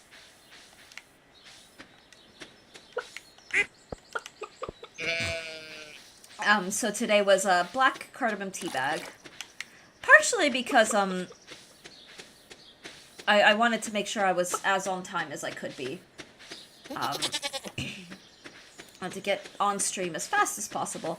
But another part was just because I, just felt like having a cardamom tea. Only thing I gatekeep are food spots. Don't be coming into my food spots eating up all my food. Alex, that's such a mood. It's such a mood. My sister gatekeeps hiking trails because influencers will hit her up asking about her nature for that's so... Oh. Oh. That, you know what though, I will say, I do a lot of hiking, and I've done a lot of birding, and in the birding world, when you find nests, especially like raptor nests, so ospreys, great horned owls, that stuff, I do actively, like, these days I'm not social at all, because a lot of, like, some of those hiking like groups that I tried to join, I mean, they were on Facebook, so that's on me. Like, are cesspools of really mean, toxic people. So I will admit, if someone asks, like, when I used to post in those kinds of groups, someone asks, where did you go for that? I'm like, I don't want to share that, because I don't want to post that information publicly.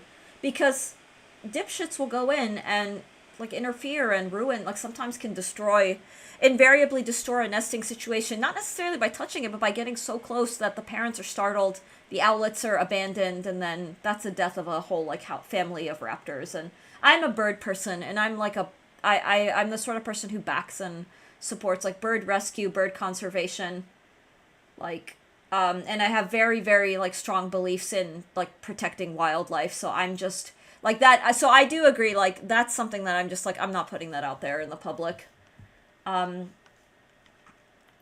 Yes, this so much. Leave my hole in the wall, taco shop alone. Right, keep your paws off my food, sketchy place, best food. Exactly, people often aren't careful, even when they're trying to be kind. Yeah, so it's just one of those.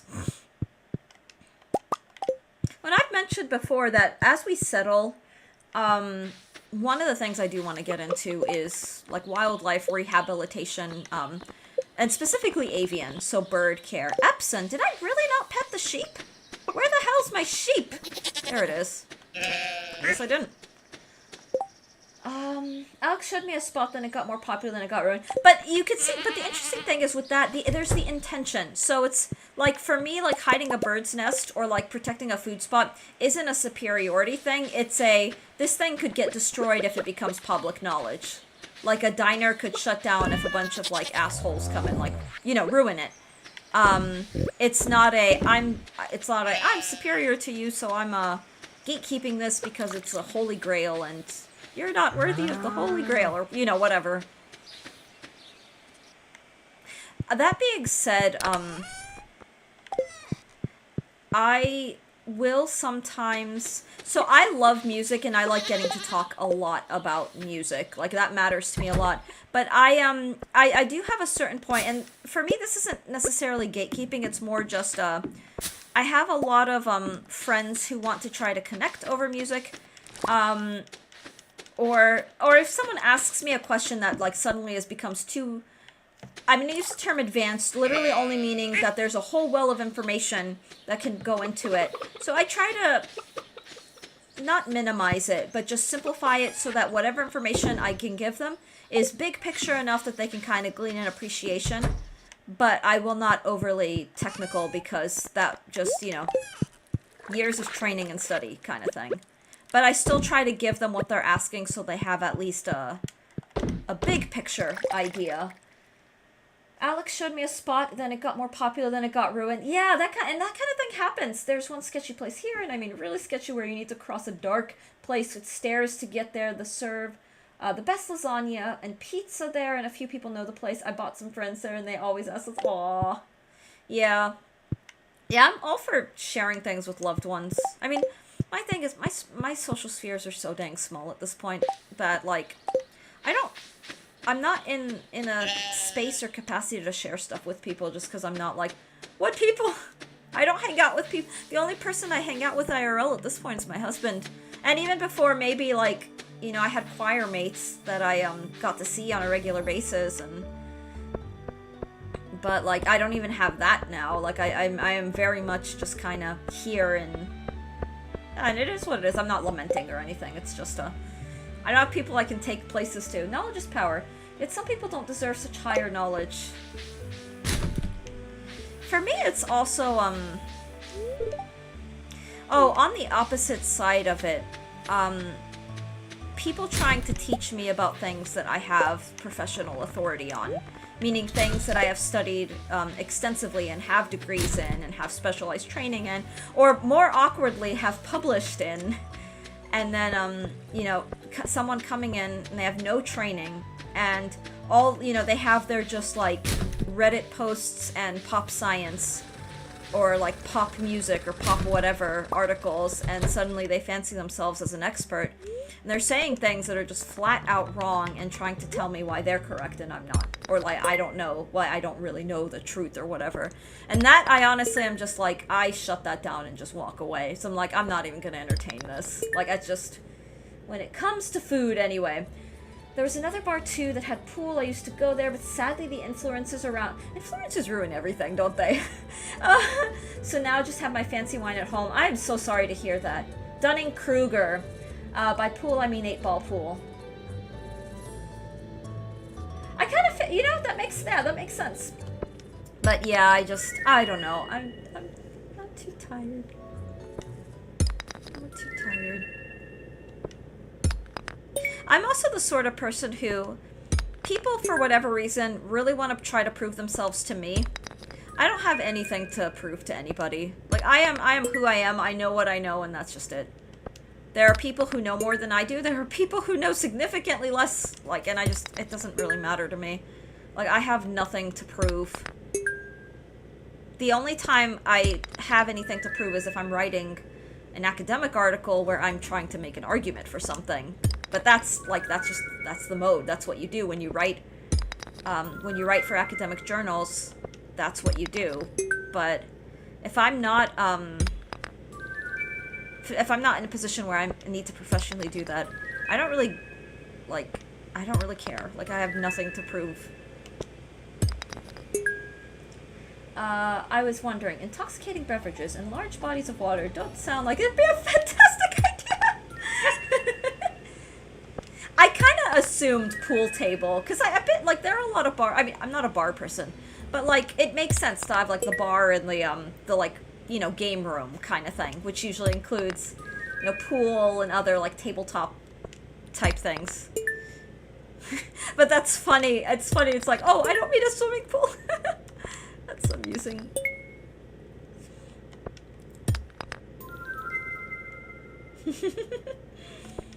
You guys, these are really, like, they're very fascinating conversations. You would think so, but there are people who drink and then take a dip in water. Yep, there are. There really are.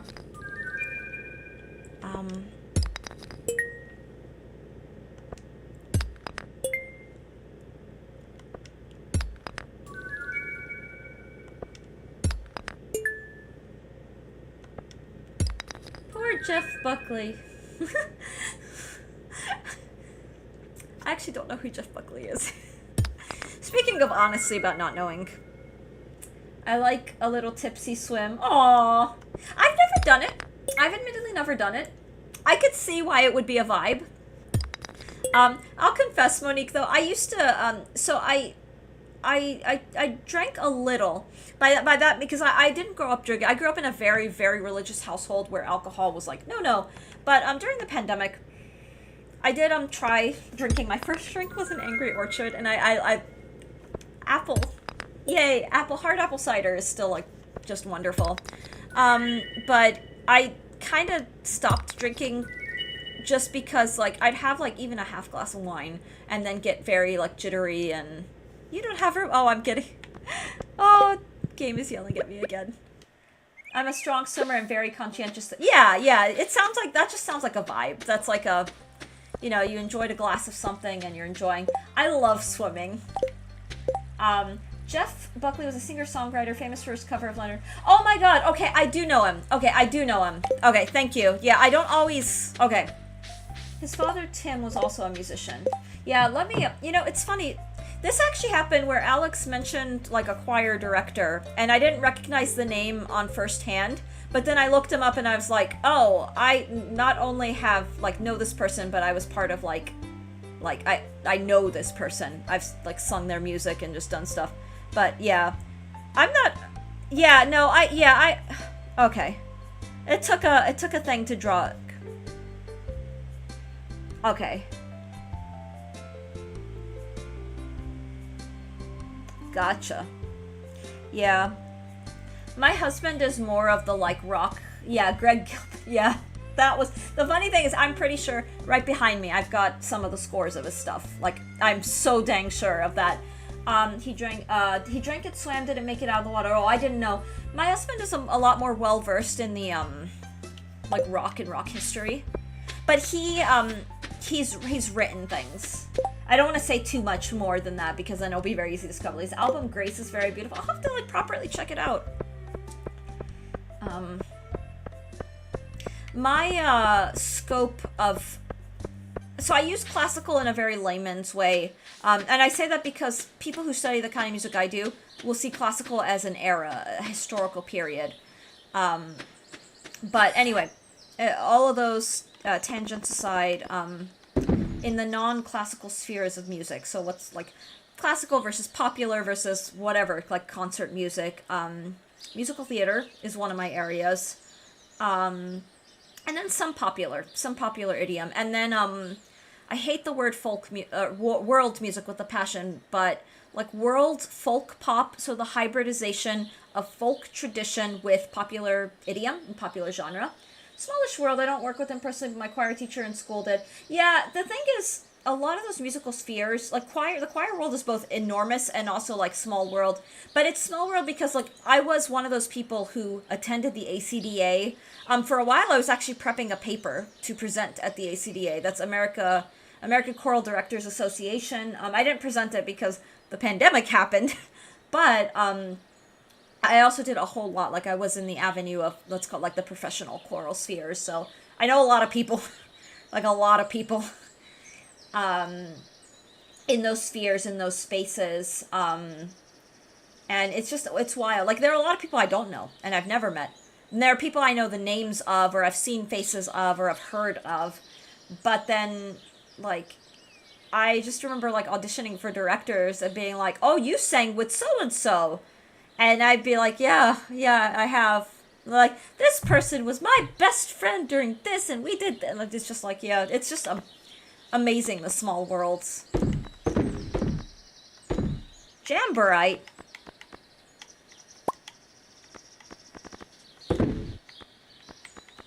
Big site.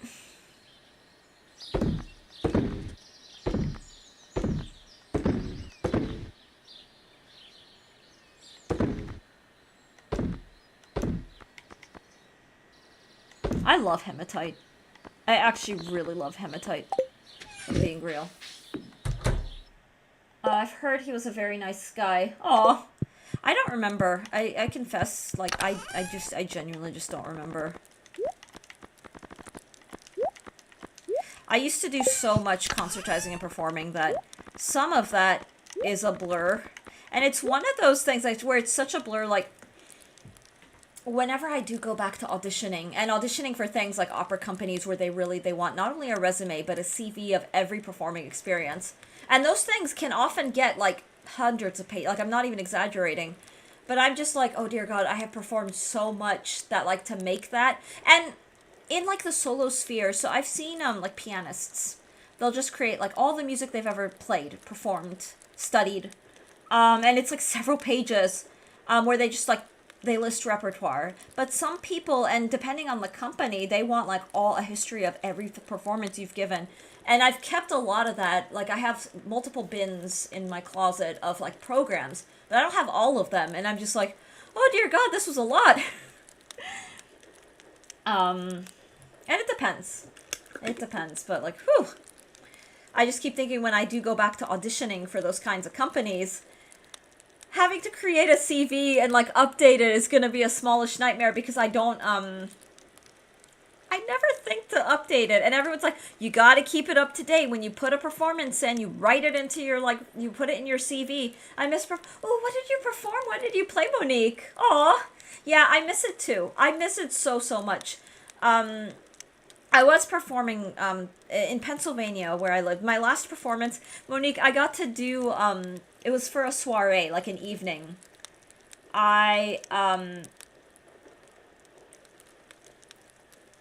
did, the For Good duet from Wicked. I was Elphaba for that. And it was just for a small, like, gala event. And I loved that. And it was very out of my comfort zone because I'm not a belter. And I went to, vocal coachings to be like, I need to learn how to belt. And I'm also a high soprano. Like, Elphaba is a mezzo role. But for the For Good, her role sits higher than Glinda. So that part was fine. But it needs a very specific kind of sound. And, you know, like, I'm here, like, with my opera training. And I have some Broadway. But my Broadway is always, like, early Broadway. So it's, like, Rodgers and Hammerstein's. It's, you know, things where you can use the bel canto sound. You just don't throw in a whole lot of vibrato, or you steady the vibrato and all of that. And so, but I did go, I'm like, this is really low. So I went to the vocal coach who, my more recent vocal coach, who coached me on the doll song, which is extremely high. And I'm like, so how do we do this low stuff? And she's like, just do it. Just full chest voice. Anyway, let me catch up. Sometimes I wish I did performing, but I was educated in several things. Honestly, Alex, good for you. And you were a choir. You were a choir guy, which, yay to that. I'm an actor and have done improv and musical theater. Oh my god, I love that. So you're a musical theater person too. Casual playing guitar and singing. I'm not classically trained by any... Oh, can we geek out? Is it okay if I ask, like, what, like, musical theater you've done? This is coming from an entirely geeky perspective. Mostly because it's like, yay, another musical theater person. You don't... Yay. You never... So when I, like, ask questions, please also know that you never have to, like, share. It's just, it's fun. It's just very joyful. I did art, choir, carpentry. Wow. Cabinet making, welding, forensics stuff. That's pretty amazing. The only welding I've done is in clean rooms for my electrical engineering labs, like soldering like circuit pieces. And that was always like, so like if you like too much of the metal melted, like the whole thing was like, so no like bigger, like it was just like little, you know, putting little gates on circuit boards. That's my only guitar. Yes, because Dart is also a musician. Geek. Fucking geeks! Oh, desk chin. I wish I learned more guitar and piano. It's never too late. Like, really, truly, it is never too late. And piano in particular is one of those instruments that, like, you can pick it up really at any time. And as long as you're putting the time in, you will see some. And then paying attention to your technique, like, not heavy-handing it. My son started his piano lessons 2 weeks ago. That's... Yay! See, I'm a pianist, and... The only thing I've done since high school was Big River, mostly focused on dramatic acting, wrote and performed my own comedy song. Oh my god, that's so awesome. Recent years doing improv sketch, always aiming for Sondheim, but got compared to Lin-Manuel Miranda. That's quite a lofty comparison, I'll take it. I love Sondheim. I love Sondheim so much. Me, now I'm just a casual musician now, not trained. Oh, Dart, it's still fine. You still play music. It is all good. I'm notoriously heavy-handed when playing piano. No, that's okay. That is okay.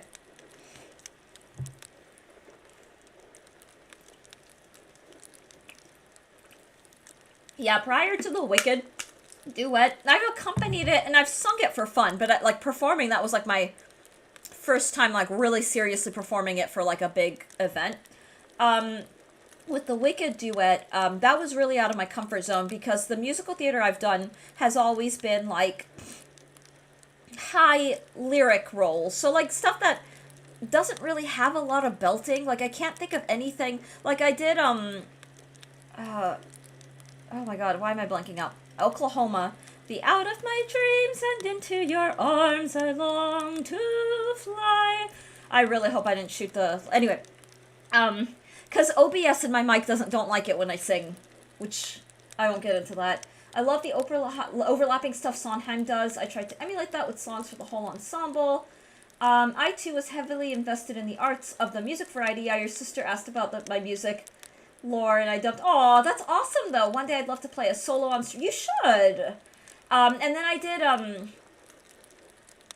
brain blanking out the Sweeney Todd, Greenfinch and Linnet Bird, Joanna. Not TTS Joanna, but Greenfinch and Linnet Bird. Like, I sang it for, because I always, it's very high, and it is very, like, a lot of sopranos who sing it do sing it just full voice, like operatic. Because it's high, it's up there, and you need to have, like, a steady, like, lyric sound. And then some people will sing it in that kind of, like, mixed modal musical theater sound, but it's not a belting role. It's not a belting role at all. And so those are the kinds of stuff. So to be like, hey, can you do Alphabet? I'm like, I'll try. I'll do it. And I did it, and it was honestly fun. And my comparison was like, yeah, you definitely sound like a church, like, choir singer trying to sing musical theater. Which, till this day, like, I got that, and, like, I don't know if that was a compliment or an insult, but I sang it, and I hit every note. So I just kind of like, yeah, whatever. I thought about doing performing streams, Alex. I really did think about that. I just don't know if I want to at this time. I could do high and low, but middle belts are near impossible. That's the middle voice, Monique, I honestly, for me, I think that's the hardest. That was what I developed last. So when I was doing really serious training, the high voice first, because that's the stuff like you cannot sing high cleanly without solid practice and ideally training. It's not going to be as consistent. And so all my voice teachers were like, you got to do this. And part of it was also because so I sang a lot of alto, and I was an alto section leader, and I developed some pretty not great vocal habits. And when my first opera teachers were like, yeah, you're not only a soprano, you're a high soprano, you're a coloratura. So we're going to undo that by only focusing on the high register and making sure that that's solid. And then more recently, we're like, now it's time to work on the low notes and get the like chest voice nice and strong. And then honestly, as recently as a year and a half ago is when I had a vocal coach go, now it's time to work on your mixed voice and to sing cleanly in the middle and to traverse the registers from low to middle to high and to be able to jump through them. And actually, one of the things I want to do, I'm working on a few arias right now, but one of the things I do want to do just for myself, not that I'd ever audition for it because I don't think I'm the right vocal cast, is Fiordiligi from Mozart's Così fan tutte. Fiordiligi is a very what do you sing nowadays? I got thrown into alto in every chorus I was in because they needed more, but I should have trained on soprano. Yeah, that's the case. A lot of sopranos end up on alto because there are more sopranos than mezzos. And then the true contralto is an extremely rare voice type. It happens, but it's unusual.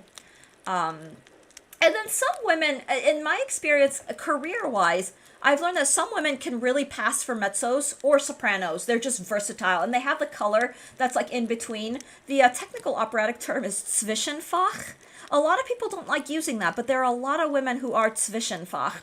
Zwischenfach from German means between types. And the funny thing is, I'm not Zwischenfach by any. I'm a coloratura. I'm a high soprano, but I have the range that means that I can get away. And I've done I have soloed. My last church gig, I was the Handel Messiah alto, and that was one of those.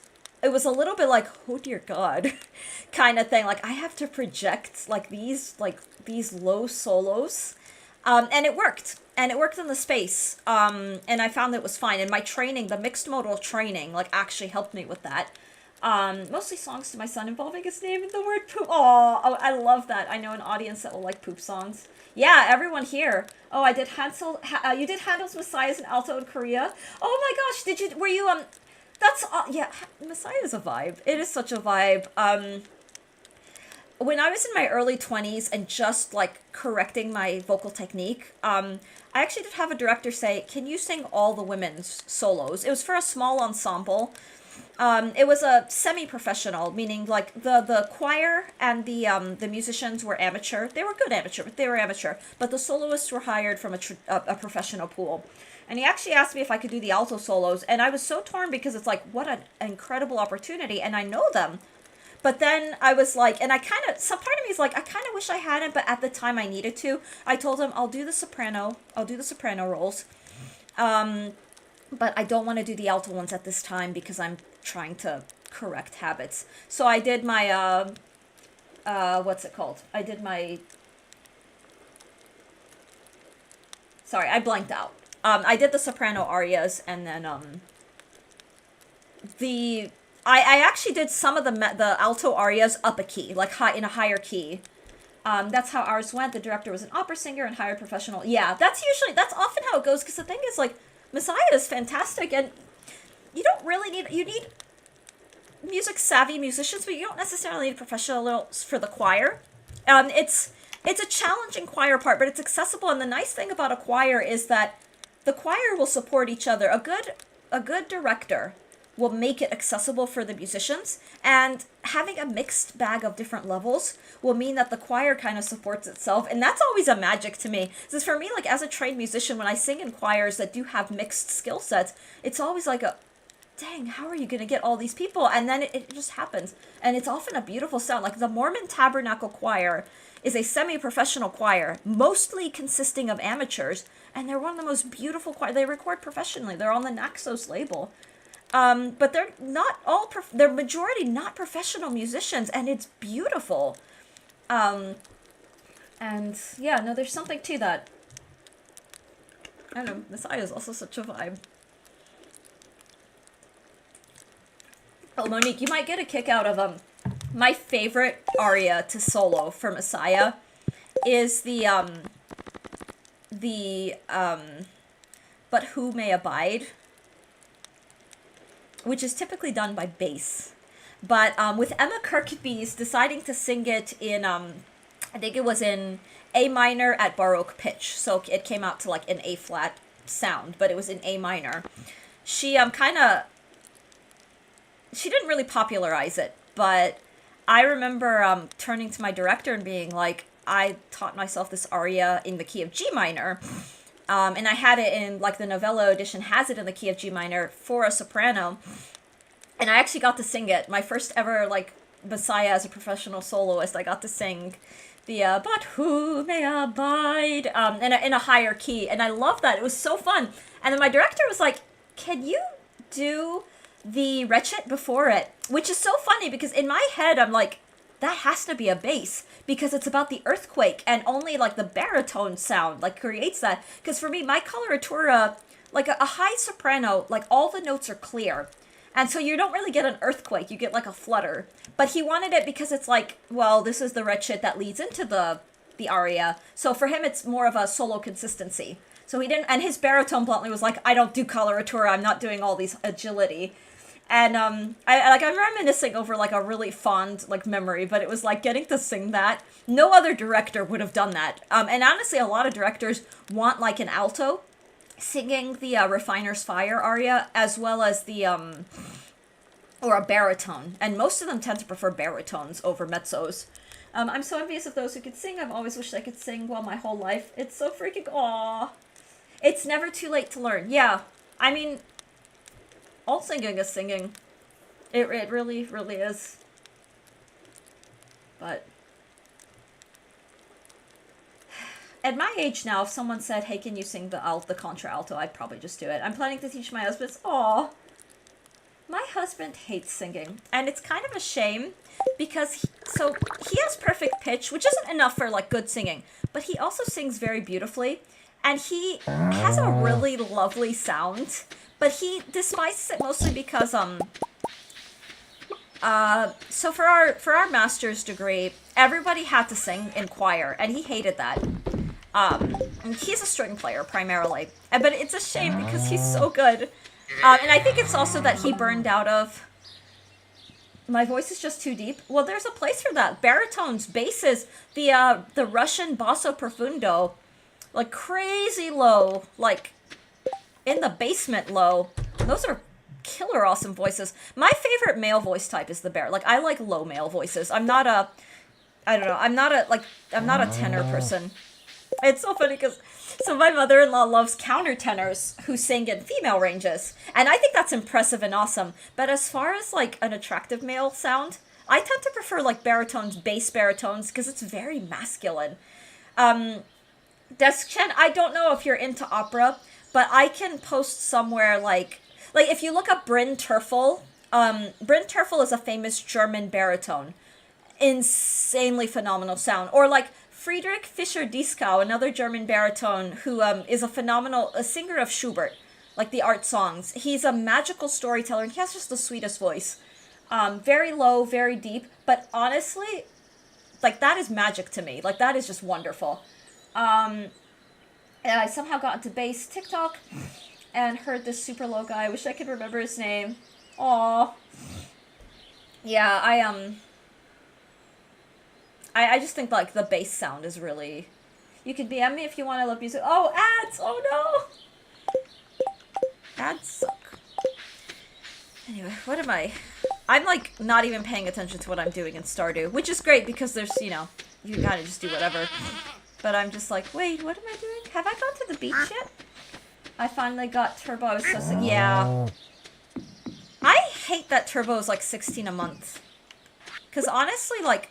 I'd be open to having it, but, like, I don't make enough to fund that. And I also feel bad because I want to be subbed to a lot of people. I don't have the budget for any subscriptions at this time.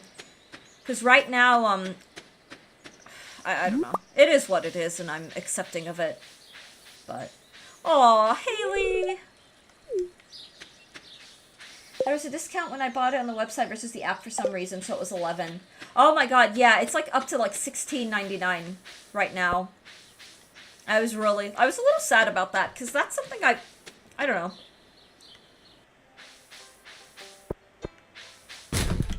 But it makes sense. If you're on Twitch enough, it's like worth... See, ads are so... And if you have shitty internet like me, if the internet craps out during the ads, the entire round of ads will reset. And so, like, if the ad segment was 3 minutes, that's 6 minutes of ads you have to sit through. It's just kind of awful. 16 is wild. That's more than most mainstream... I know, right? It's just like nuts to me. Jen, welcome back. Welcome back. Yeah, we were talking about how ads suck.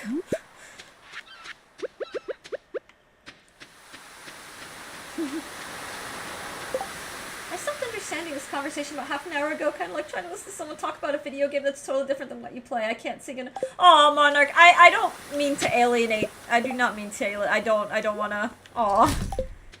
But I get very, very happy and excited when I meet people of the same, like, similar, skills, passions, that kind of thing. I don't know. Oh, no, well, I'm so glad to hear it. And, yeah, same, Desk Shin. I'm easy to nerd snipe. Like, if you get me on something that I'm really passionate about, I just won't shut up about it, and I'm very excited. But please feel free to, like, I don't know. Even having been in choirs was a bit above my normal level, but oh my god, oh. I mean, I do be trying to say, you should, yeah, no, you should. You should. I am not going to dox myself, but I do, one of my most special memories is getting in a position where how do I put it?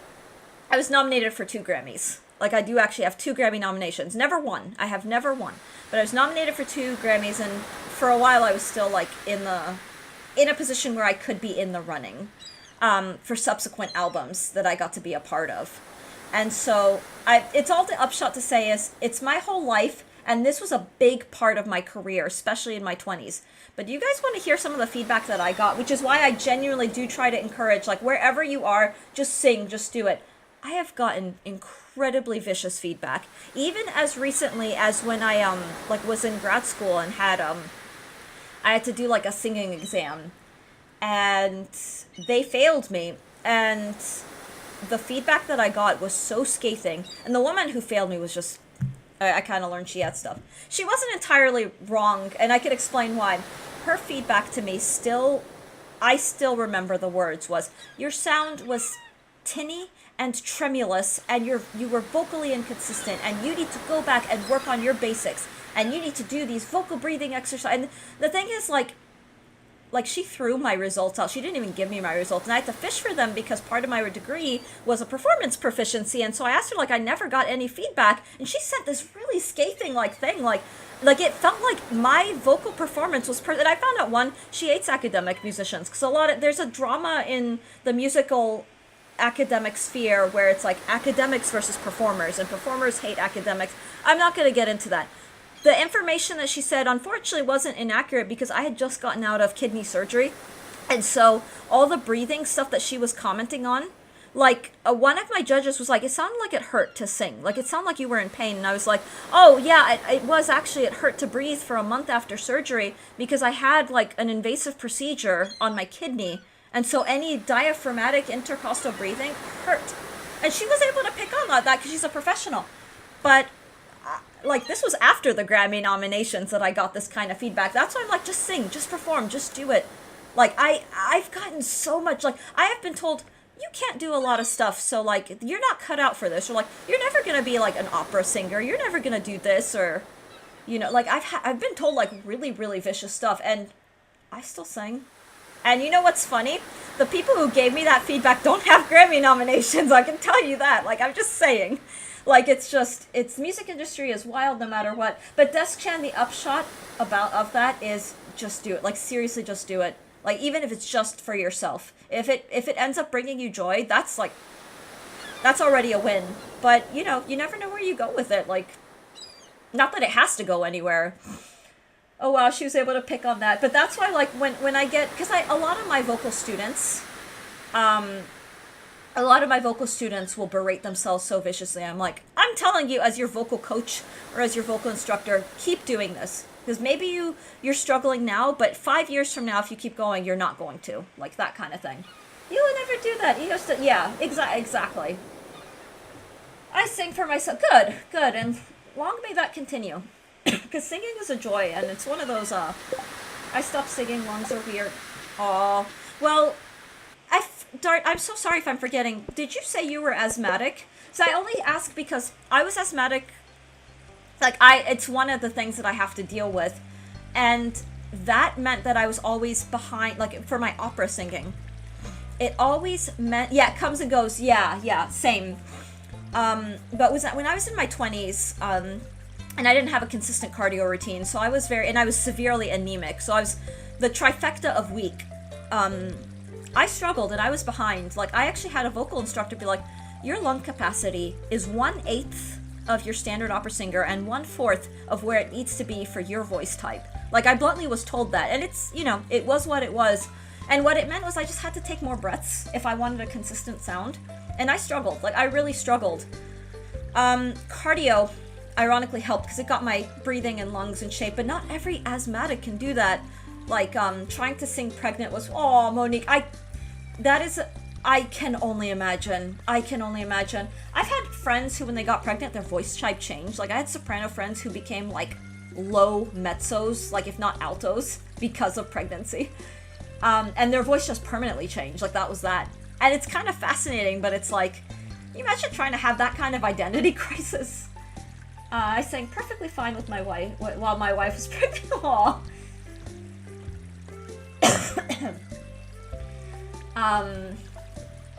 But yeah, like, it's just, you're gonna have, how do I put it? The outside world is very harsh and unforgiving and unrelenting, but, and it's funny to me because, like, some of the greatest singers in the world, like, people who have made it on, like, because I'm not famous. Like, I'm not like a, whatever. I have a name to myself, but I'm not a big name. Like, I'm not anything.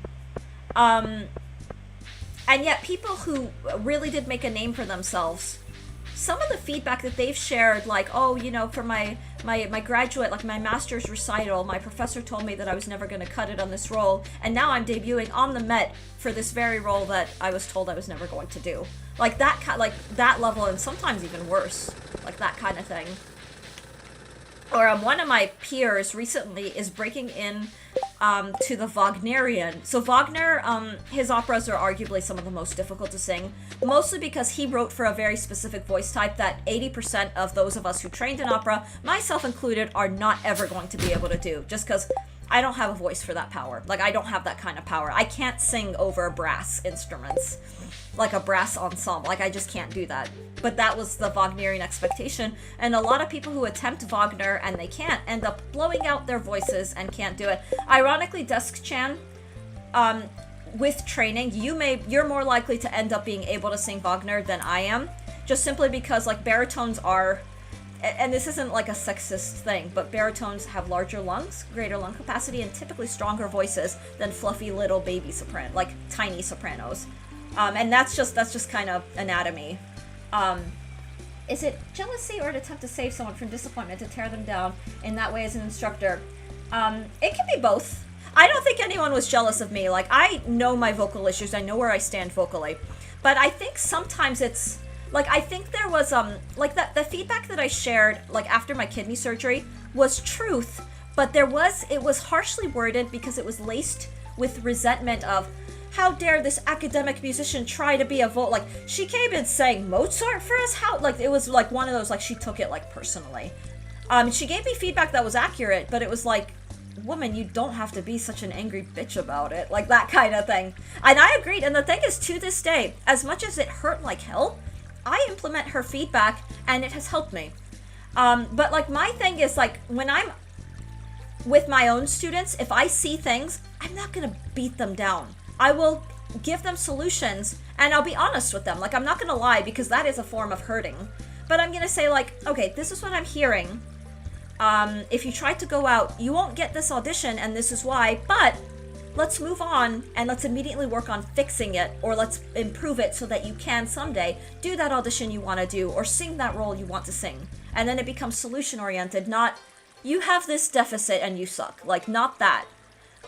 Because like I want to see results. I don't want a student who's permanently traumatized because they failed or they didn't meet standard.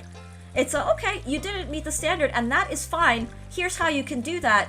Let's come back in a month when you've built your diaphragmatic muscles are more consistently moving, you're able to access your core a little bit more like solidly, and then let's come back. Like that matters to me more. Well, I was just talking shit. Aw.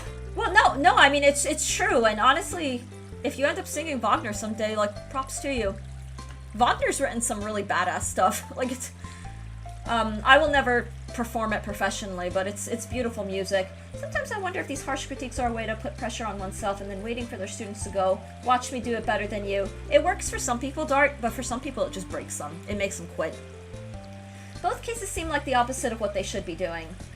From the similar stories I've heard in the theater world, it's so much jealousy and protection. Yeah, in theater, there's a lot of really toxic, like, stuff. I'm bad at singing, but I'm very aware of how powerful my voice is. I can project like nobody's business because of the Marines. Desk-Chen, you sound like you'd probably end up being the sort of person who can handle Wagner. I'm just saying. And it's not like it's not a better or worse, it's just, from what you're describing, yeah, that whiplash-type teacher's an absolute no for me. I've lived that. I'm not motivated by abuse. Yeah, nor am I. And the thing is, like, so my training was by traditional old-school Russian, like, Russian trained. And so that is blunt, no compliments. You will be told everything you do wrong, and you'll get a nod of approval and a moving on when you do something right. And it sucks. And I'm not gonna lie, like, in my teens and 20s, I struggled.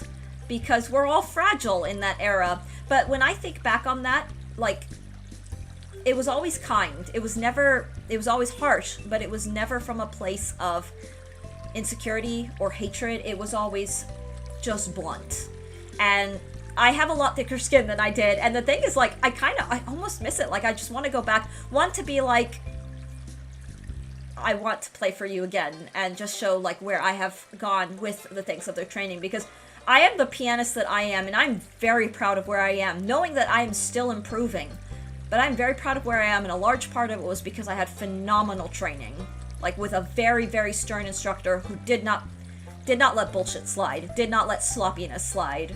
And I don't let that in my students, and guess what? I got students into, like, that kind of thing, like, because I don't, like, the standard was set so high, and even if it hurt at the time, like, I'm very grateful for it, because, like, I was able to put professional pianists out in the world. Like, my students went on and they got into Juilliard, they got into, like, Manhattan School of Music, like, they got into, like, big competitive things, they did something with themselves.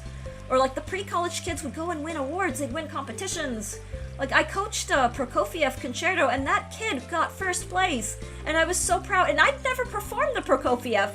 I just worked him through, like, okay, this is how, like, I gave him fingerings for, like, some of the more intense passages, and, like, you need to practice it like this, because you will, like, worked him through it, and he won. Like, that kind of thing. And I'm so, like, if I didn't have the really strict training that I had, like, I don't think I would have done that. I don't know. But I think it's fine as long as you know there is real care. Yes, yeah. And it can hurt, and there's nothing wrong with that. The thing is, we all have to give ourselves, like, someone who's blunt is not necessarily awful. That's what they know. That's all they know. And then knowing that there's care under it, and then eventually learning, you know, letting yourself process your emotions while you're still getting used to it, and then learning to just let it roll and being like, just focus on the end goal, focus on the process. I've seen some harsh comments when I was learning piano. I was straight up tired, and it bothers me to this day. What if I continued and be stubborn as you know, Dart, that's valid too. All I know is that blunt, rigid, straightforward type of environment. I'm sure, yeah. My thing is that I've had a lot of that. I think I've always been strict with my students. Like, I'm not a pushover, because I have high standards and I hold my students to high standards. But you know, during my few years of Suzuki training, I do believe kind of in the nurtured by love mentality to a point. But I do, when I've taught, like, And then teaching a Suzuki kid is different from teaching a conservatory student, like someone who wants to be professional. And I try to be mindful of that, but I hold my students to a very high standard, and I will tell them when it's like, this is what we need to work on. Like, I will never sugarcoat it. But I will try to be nice about it too. Really enjoyed chat with Nerd Out. Monique. I had to head off. I have to head off the stream, so I'm not the early catch. Monique, take care. Have a good day. Really enjoyed the chat with Nerd Out anytime. Yeah, same. I love that too. I did not know you were a theater person, so that just makes me so happy. Suzuki, I have questions next time. Monique, yeah, we'll chat later. We will chat later. Yeah, it's good to see you, and good luck. The Nerd Out was awesome. It is. It's so fun. Being blunt doesn't mean be an asshole. It's that simple. Yeah, I agree. And the thing is, like, so my string playing training, my family are all professional. Like, I come from a professional music family. Like, I actually, to be honest, I know where I stand, but I am endlessly humbled by the insane accomplishments that my family members have. Like, my uncles are professors of violin. I don't want to say too much because they are famous. They are actually internationally famous, and they tour around the world regularly. And for a while, like, I was, getting coachings from my uncles, because they are out in the industry. They're doing all this stuff, and they're blunt. They're overseas. They're, very traditional, old school, like Middle Eastern, like, so their training, their classical music training was all European and Russian, and their instructors were all Russian, so it was very harsh, super disciplined, super strict, no room for any kind of imperfection, and they did that with me, and they were the kind of people who were like, your intonation's terrible, you're playing out of tune, you're playing with so much tightness, it doesn't sound good, like, that was that kind of level, but the thing is, they're my uncles, they love me, but they always prefaced it with, this is the kind of exercise you need to do. Do not do anything else. Do not mess this up. You need to fix this. And honestly, I progressed really, really fast on violin in particular because of that train. Because the, we're not going to tell you sound good if you sound like crap. Like that kind of thing. And it wasn't mean. I mean, I'm bluntifying it because it was blunt. Like, my middle uncle in particular is like, yeah, this is terrible. Like, blunt. Like, he'll just like, it's terrible. But he'll always give me like, this is the exercise that you can do. And streamer's a little lamenting because my shoulder injuries mean that I have not been able to practice violin. Because I have to like make sure that I'm not. This is difficult for people to differentiate. I'm also super blunt and honest IRL and ends up intimidating. It's hard to turn off, especially when someone wants information from you. Yeah, my husband's the same way. He's very honest. He doesn't milk things or sugarcoat. And I don't think there's anything wrong with that. It is what it is. And people have to, and I say this as someone who has been a sensitive person. When I was in my 20s, I had to figure that out on my own. And I'm not belittling my own feelings. And I will never belittle anyone else's feelings when they're hurt by that. But at the same time, like, that's on me. Like, if someone is just, this is how they talk, like, I just have to figure it out and just kind of, yeah, I get the intimidating part on top of my RBF. People tend to brace themselves when they approach, aww.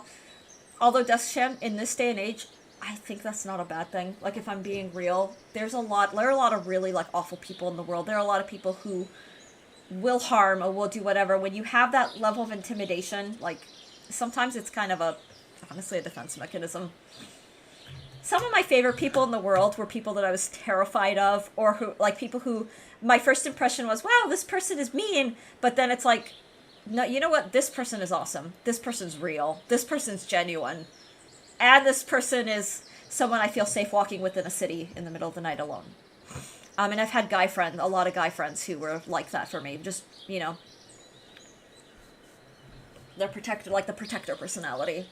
And my voice is deep as heck. Yeah, I can't control how people receive it, but I can try to be friendlier, and I've made an effort towards that. Though I still often get comments like, why are you so pissed all the time? And I'm like, dude, I'm just, I hate that. Yeah, I hate that a lot, too, because when I'm tired, people just look at me, it's like, why are you so upset? And I'm like, I'm not, I'm just sleepy. I just want to nap. I want to go back to bed. I want to be under a fluffy blanket. Like, I'm not pissed. I'm just sleepy. Unfortunately, I don't really get that a lot, because my thing is, and I don't know if it's the musical performing training, I know how to, if I'm in a position where I'm on, like, performing, including streaming, although some days I look at my, like, VODs and I'm like, Jesus, I look so tired, but I know how to put on the face, like, to have, like, the default smile on and everything, but I don't know. If I'm in a position where I'm just like, energy levels are so dang low and I'm just like, ugh. Literally my sister, when I say any fucking thing, she's hypersensitive, so anything I say normally, she tends to respond with, okay, no need to get angry. Oh, and that's the shit that pisses me off because I've worked so hard on my anger. Oh, desk chant, yeah, yeah. Some people also have like really bad anxiety and they overread. Yeah, like they'll overread into an expression where it's like, it's just the person is just, this is their default. I've learned to really be better at not assuming. Like, cause sometimes someone's just tired. And sometimes, like, I don't know. Cause, no, and that can be frustrating. Like, being misunderstood is very frustrating. Or like having people think that you're mad when you're not. Like, I can relate to that. In my younger era, I will be open and say that I probably had some of that neurotic, like, oh my god, I'm so sorry, like that came from a place of like social anxiety and anxiety. But it was more like I don't know. I've also been like, hey, we need to work on this because this is, you know, I appreciate you, Crystal. You get no, I do, I really do. Well, the thing is, like, my husband is that way. A lot of like my husband is very blunt. He's very like um he will say things as it is, and sometimes he's so tired that, you know, he's just a little quieter, he's just whatever. And um I don't know. And I know a lot of people are really put off and intimidated by him. um I'd rather this than being taken advantage of. Come after, absolutely. And I think that is, it's better to come across as an asshole than to come across as a pushover. And the thing is, genuine people who care about you and like you will look past whatever. It's not a personality flaw. It's not. It's just a, you know, we all have to, part of existing in a space with other people is just understanding that people operate a certain way. Sometimes our past baggage, like if we had like an angry parent, can make us a little socially anxious. But I think it's our job as adults is to kind of read into, when is it my baggage versus the other person. And like, I don't know, it's something that I like. The older I get, that I try to be like empathetic too. That's how he says he is in Online Jackass, but I don't think it's true. Oh, who are we talking about? Comf or who? Because my husband intimidates people. A lot of people find him very intimidating in the real space. And he's very shy. Like, he's open to doing a co-stream with me, and I would love that, but he is very, like, he does not want to be on camera, like live camera. He'd rather record stuff. That's why we have our Sun and EOS show. Guys, I'll be right back. I'm gonna go use the restroom. Give me just one moment. But I will continue. Have you had your complex carbs today? I sure have. I'll be right back. Floyd, welcome in. It's so good to see you again. I'll be right back. I just need the bathroom. Be super quick.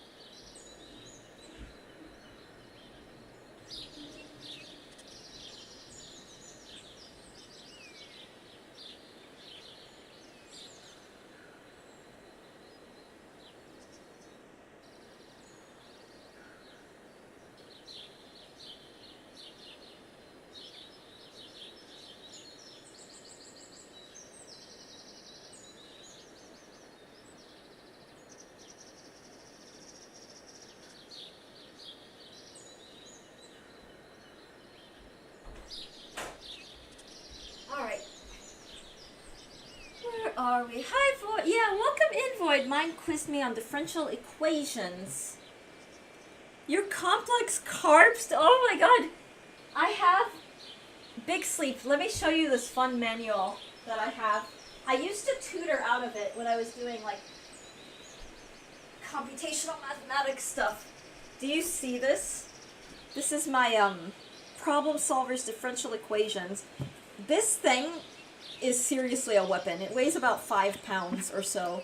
But it's pretty phenomenal because it's not just like the mathematics, it's also application. So I just turned to a chapter I used to go a lot from my engineering days, the electrical circuits, which has like differential applications of differential equations and partial differential equations to, yeah, circuits. That's not the complex carbs. Fiber is good though. Yeah, Void, my go-to breakfast are, I make oats. I prepare oats from scratch.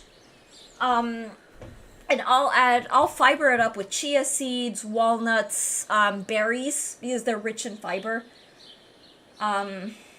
So like those are, they're super pumped, good at protein, fiber, and good, your good, healthy, like happy, low GI complex carbs. Hell yeah, book big enough for you should have a desk owl. Yeah, I've got my, well, I've got 2 desk owls. I've got my little barn owl friend, which a lot of people are like, that thing is creepy, but I think he's adorable.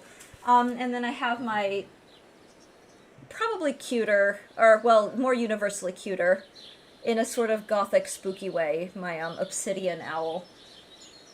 And I need more, like, I need more owls. Like, that's my, I don't know. I love my little desk owls.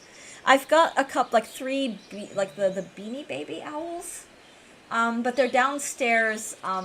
They're all standing on my nightstand, and then I have a little plushy owl that I got from a wildlife conservation facility, and he hangs out on my nightstand, and he guards. Yeah, and then I also have a labradorite carving owl, so he's like very blue and flashy. It's adorable. Void, it is very good to see you.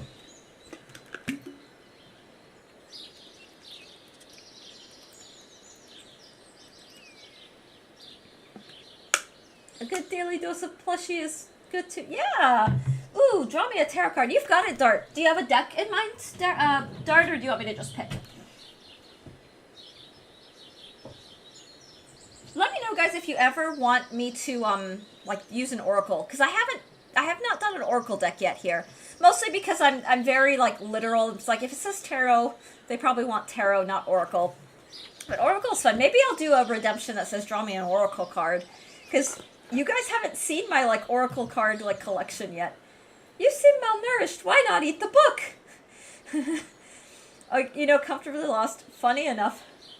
I used to get a lot of comments. Because I struggled with weight all my life. Like, I was always kind of dangerously underweight. I know that the BMI index is relative, but for most of my life, up until I turned 30, my BMI was actually 13. Like, I was very dangerously underweight, and, like, almost hospitalized for it. I won't get into that. But, I do, and I'm not insulted by it, but when people meet me and decide they like me, and even to this day, the urge... Oh, oracle card? Okay, yeah, you've got it. Yep. Okay. I was gonna draw you a fairy card, but yeah, let's do an oracle card. I have a deck for you. I'm gonna do it's called the Urban Crow. It's got crows on it. But yeah, upshot of all of that is people who like me want to feed me, and so like I get fed a lot, and it's very cute and very endearing. As long as your organs are healthy and functioning at peak level. Yeah. I will say I'm a lot healthier. I'm back in a healthy weight range. I'm still on the slender side, but I'm within a normal weight range. And I work out regularly. I do cardio regularly, and yeah. And fortunately, the organs seem to be working. My liver, every now and then, liver enzymes are elevated in my blood work, but it's always inconsequential, and thankfully further testing has not indicated anything serious at this time. Long may it just be normal. I just made a loaf of bread yesterday. Eat your bread, Eos. It's super sour. I made crepes. What do you mean you aren't hungry? Eat the bread. Aw. So, Dart, this is my Urban Crow deck.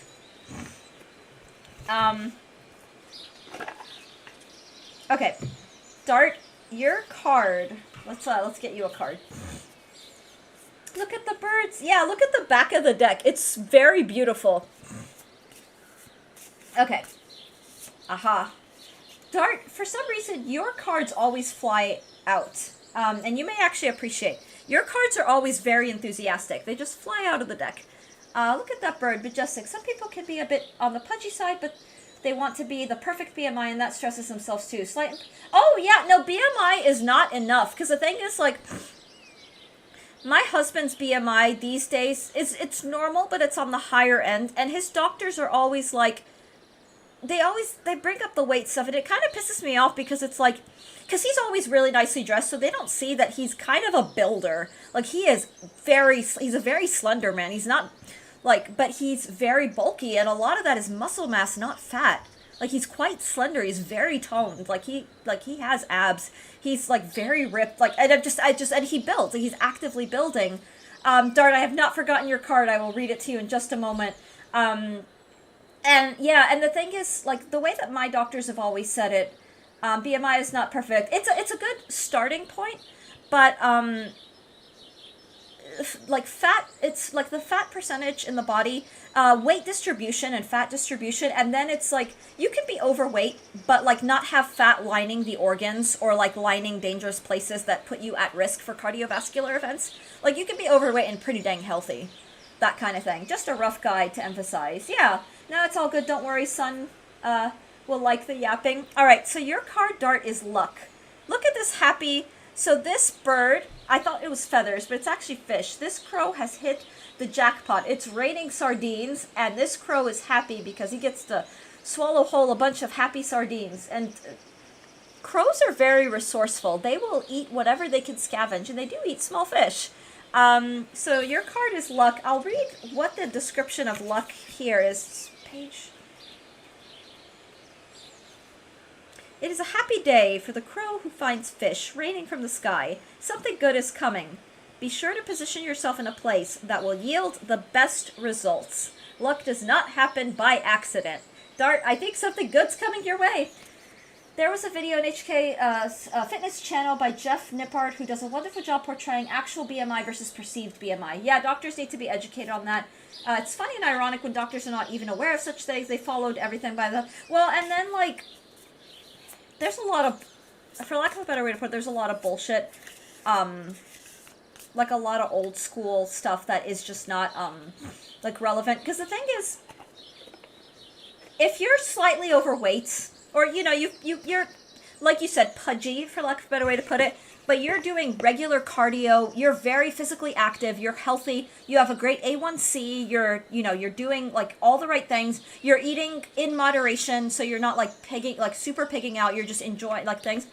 You're a lot healthier than someone who has a normal BMI and who's, like, cholesterol's through the roof, your A1C is pre-diabetic, and you're sedentary, and you're overladen by stress and not managing your health and not sleeping enough.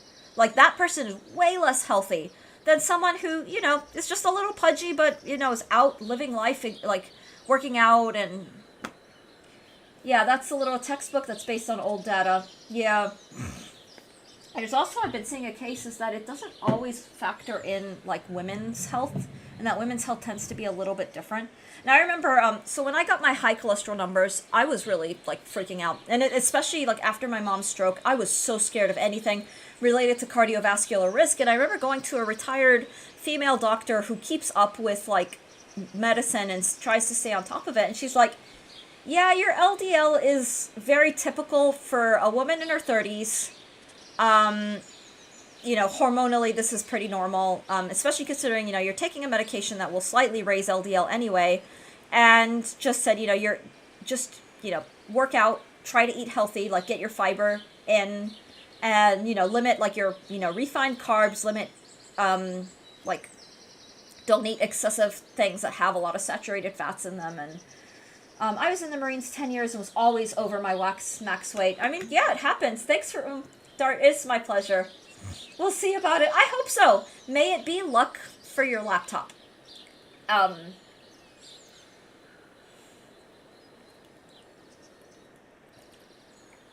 But there's a lot of factors that go into all of that. A lot of stuff.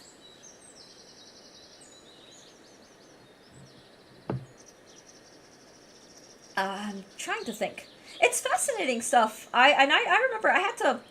It's a process. I had to calm down a lot, but it's mostly because God, it's different when you see like a medical event, like a stroke happen.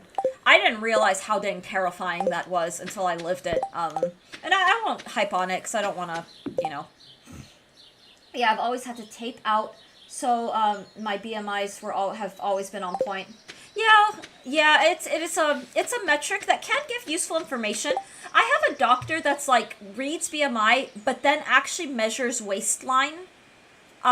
Because like you could have a high BMI or an overweight BMI, but then measures like the fat percentage like around the waist area, because this particular doctor was like, you know, sometimes this can be an extra indicator of like fat that happens to be lining organs or that has entered into areas that can hypothetically put you at risk for cardiovascular events if you're not managing, like, you know, exercising, not trying to maintain an overall healthy diet, like balanced diet. Bottom line, you can't simplify everything. It's more complex than research and study. Yeah, and the thing is that like what works for one person does not fucking A. Did I jump scare you? Yeah, there are always irregularities you can't fit into one shoe size. Oh my god, Alex. You just can't, and there's nothing wrong with that. And you never know. Like things sometimes happen. Like life happens where at the end of the day we are mortal. We can only do so much, but the thing with life is no one gets out of it alive. So, you know, we can do what we can, but ultimately like our days are all numbered. Not to be dark. Anyway, I agree. Nothing wrong with jump scare. Thank you for the 10 Gia, Alex. That was pretty brilliantly timed. Draw me a tarot card. Ooh! Monarch, do you, so I have a small collection. I have tarot and I have oracle. I have like a mermaid deck, a Buffy deck, a deck called the Good Tarot. Curiosity gets the better of me. Do you have a specific deck in mind or do you want me to choose? It's your choice. Whatever you think. Ooh, let's do an oracle deck. I actually, mostly because it's been eyeing me and it looks very, got the inner crow brain / whatever you want to call it. I have this wonderful deck called the Oracle of the Roses, which I really like because as someone who wants to have a garden someday, I learned a lot about different kinds of roses and different kind of roses to grow just through this deck, and it's very pretty. Don't mind. I have my like overly girly moments too, but I like showing off the art because I art anything just makes me happy, but. They're glossy edges. They're like foiled edges in this beautiful rosy, like this is one of my favorite shades of pink. And then the backdrop is a deep like rosy red. But let me get you a card. And I haven't worked with this card or this deck in a really long time. But I love it because I love roses. As generic as it is, roses are my favorite flower. Anyway, Monarch, aw. Your card is the Wild Rose. And it corresponds to the Barberry-leaved Rose, and the correspondence is the Alchemist. So this deck I haven't worked with extensively. So Oracle decks are really like the writer and artist create their own meanings behind the cards. And so I will read what this particular card, the Alchemist, refers to. Alchemy in general, I think, is usually I think that's a pretty awesome card. So you got the Barberry-leaved Rose, and I'll show this again. This is a yellow, it's a type of wild rose. It says, before you, there may be paths to choose from and problems to deal with, or a blankness that needs to be filled. And this will only be solved by your own hand. Your perspective is vital and has ultimate bearing on the next move, but use that power wisely, as movements that are unbound by natural laws are usually short-lived celebrations of glittery magic and emptiness. The alchemist crafts from what is already here, and with the resources that are available, they trust in their own natural abilities and the possibilities and intuition inherent within themselves and others. Who did the art for the Rose deck? Let me look that up. It's very beautiful. And there's actually like a botanical note So it says in here, the barberry-leaved rose is native to Central Asia, Iran, Afghanistan, and Western Siberia, and the name comes to us from the unusual leaf formation, which is more akin to a barberry than a rose. And then it's got like scientific stuff and some geographical information, as well as yeah, I don't know. I forget how much I love this deck. Dart, let me get that for you. Oh my god, that was fun. I haven't touched my Oracle decks in a while.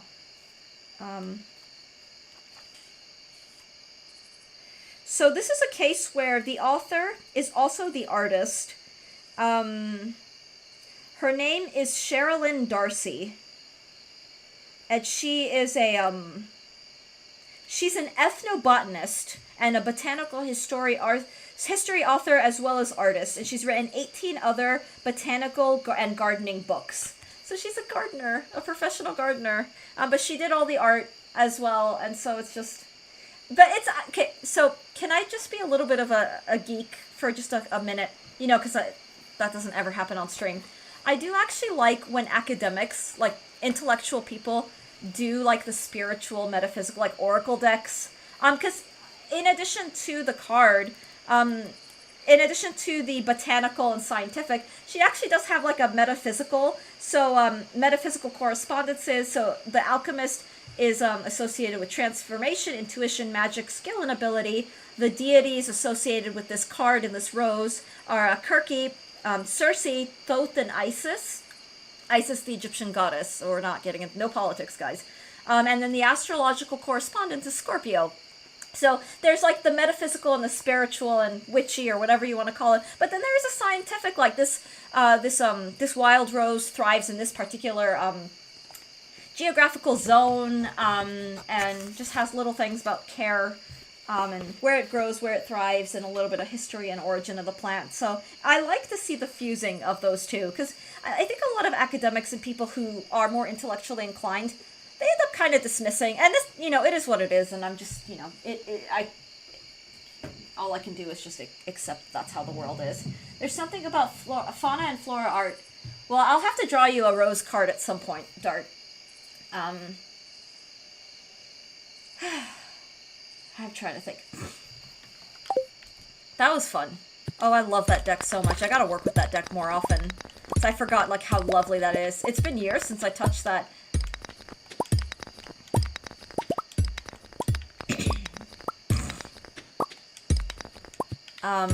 What was I gonna say?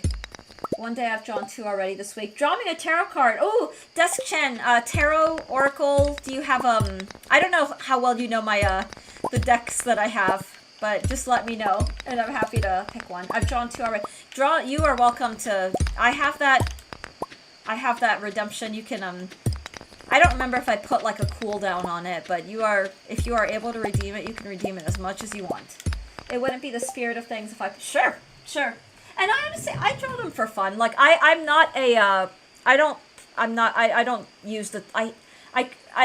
fortune teller or a reader. I just have decks because I like the decks. I like collecting them.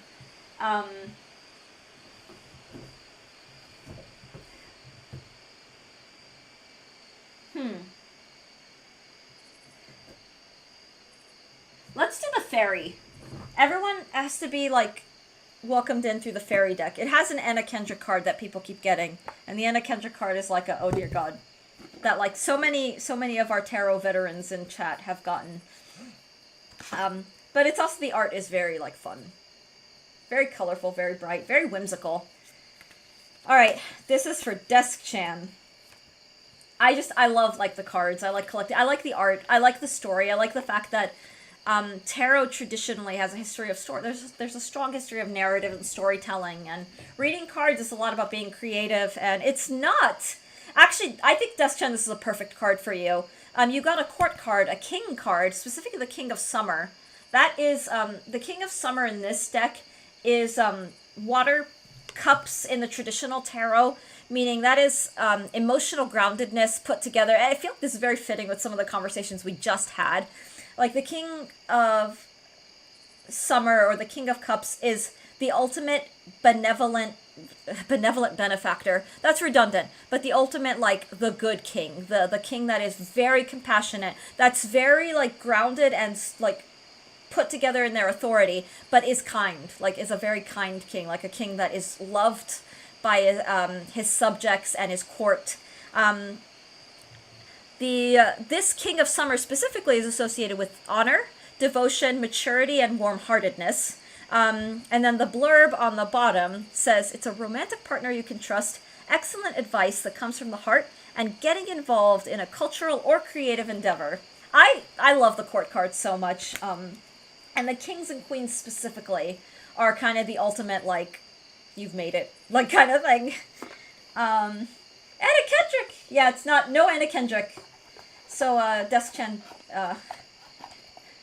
dodged the Anna Kendrick card.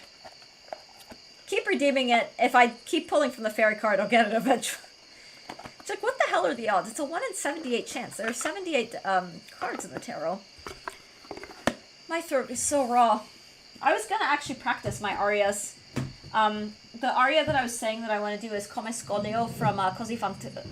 I'd love to learn it properly because it's got the high and low. Like, as an exercise in can I do this? But I don't think I'm going to be singing. I think I need to just vocally rest. Oh, speaking of singing, Anna Kendrick is a phenomenal vocalist. My god, can she sing? She's so good. I gush when I hear her sing. She really is. Yeah, and she's gorgeous. She's very beautiful. Very, very beautiful. I like to tease my husband because he thinks she's attractive, so I give him such a hard time. I don't like care about that kind of thing, I will say. But and short. Yeah, she is short. Which is better to start learning at an old age, violin or cello?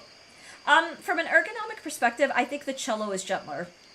I think the violin could be great, but the violin, and speaking from a chronic injuries perspective, like I've been playing violin for a fair amount, but it is a very awkward position.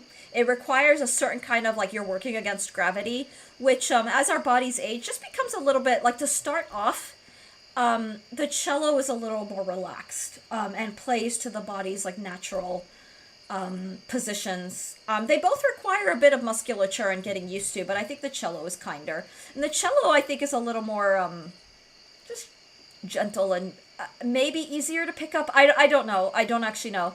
My husband thinks that I'm a natural at the cello, more so than, like, but I don't know if that's because it's just I happen to take to the cello more, or it's just that it is an easier instrument. But I would say the cello. Be right back, ads. Aw.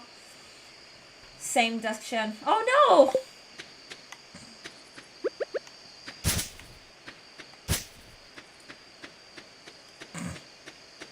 Oh, I'm gonna... I wonder if I can terminate ads. Cut them short. If only, right?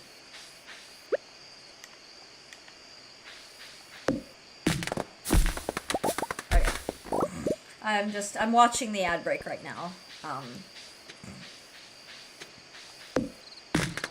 No, I meant for the acoustic guitar. It has been around sitting, and I never wanted to learn it at first. You know, I can play guitar in that I can play a scale and pop out a tune, but I've never, like, played guitar other than just kind of basic mechanics and chugging. And I'm not gonna lie, I would love to learn to play guitar, like, seriously learn. It's a wonderful instrument. I don't own a guitar, sadly enough. I do not actually own a guitar, but my goodness, wonderful instrument. And I think a relatively accessible one, if only because it has a fretboard, which means that the learning curve, I think, is gentler or kinder. Like, the string instruments, they are brutal because you have to figure out the intonation. You have to know where your fingers are going to land, and you have to train consistency in that. And that is a challenge. That's a significant learning curve. And the thing is, out-of-tune playing just doesn't sound good. It, like, mutes and dampens the instrument. Let's see. I have an obsessive personality, so all I did was play the guitar for hours on end when I first... That's awesome, Desk-chan! Aw! Now I play it casually. The electric one is the tricky one. Aw, I love music very much so, and since I can't sing, hey, why not? I'm losing... I am very chatty, guys. Holy shit.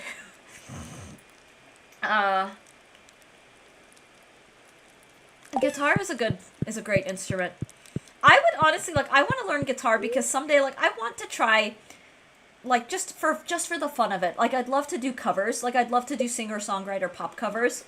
I mean, maybe even write singer-songwriter stuff. All the music, that I've done was always, like, highbrow, like, concert music. Like, like, modern, what people would think of as classical composing. But, like, modern, like, like, concert music. But it'd be fun to write a pop song, like a singer-songwriter thing. It's something that I could just, like, pull out a guitar and play. I've done that on piano, like, just keyboard. Like, chords and sing, and I've done covers, like, I actually did, for an informal event, they're, like, pick pop songs, and so I did actually sing, a Taylor Swift song while playing the piano. I did that for a show. And it was an informal thing, and it was one of those, like, oh god, I'm, like, singing Taylor Swift right now. And I loved it. I love Taylor Swift. I will absolutely be shameless about saying that I love Taylor Swift, and I love that music. But yeah, I mean, having a guitar, I think, is more the sound for that singer-songwriter idiom, and it just would be fun. I have sung ukulele, like I have a ukulele in my closet, and so I have done, speaking of Hallelujah, I did the Hallelujah on ukulele, and that was super cute. Like, or just the ukulele is super cute. I'm not saying my performance was cute, I'm saying the ukulele is adorable. And then I did some, like, folk songs. And the ukulele is a very easy instrument to learn, I think. I think it's a very accessible and very fun, rewarding instrument that if you put the time to it, you will progress pretty quickly. Thing about guitaring is that it's much more versatile and intricate than people are aware of until they play it more and more. Yeah, and the thing is, there's classical guitar. There's, like classical virtual, like, playing guitar the way you would a classical piano, where there's, like, your Andalusian and your Spanish, like, traditional repertoire, as well as repertoire written by, like, composers, like, quote-unquote highbrow, like, classical composers. And then you have, like, pop guitar, where you're, like, strumming chords, and you have all kinds of things, and, like, all kinds of genres and idioms, and it is a very versatile instrument. The only thing I can't do is play guitar and sing at the same time. See, that's what I want to do. Like, I want to be able to just sing, like, a singer-songwriter style pop song and accompany myself.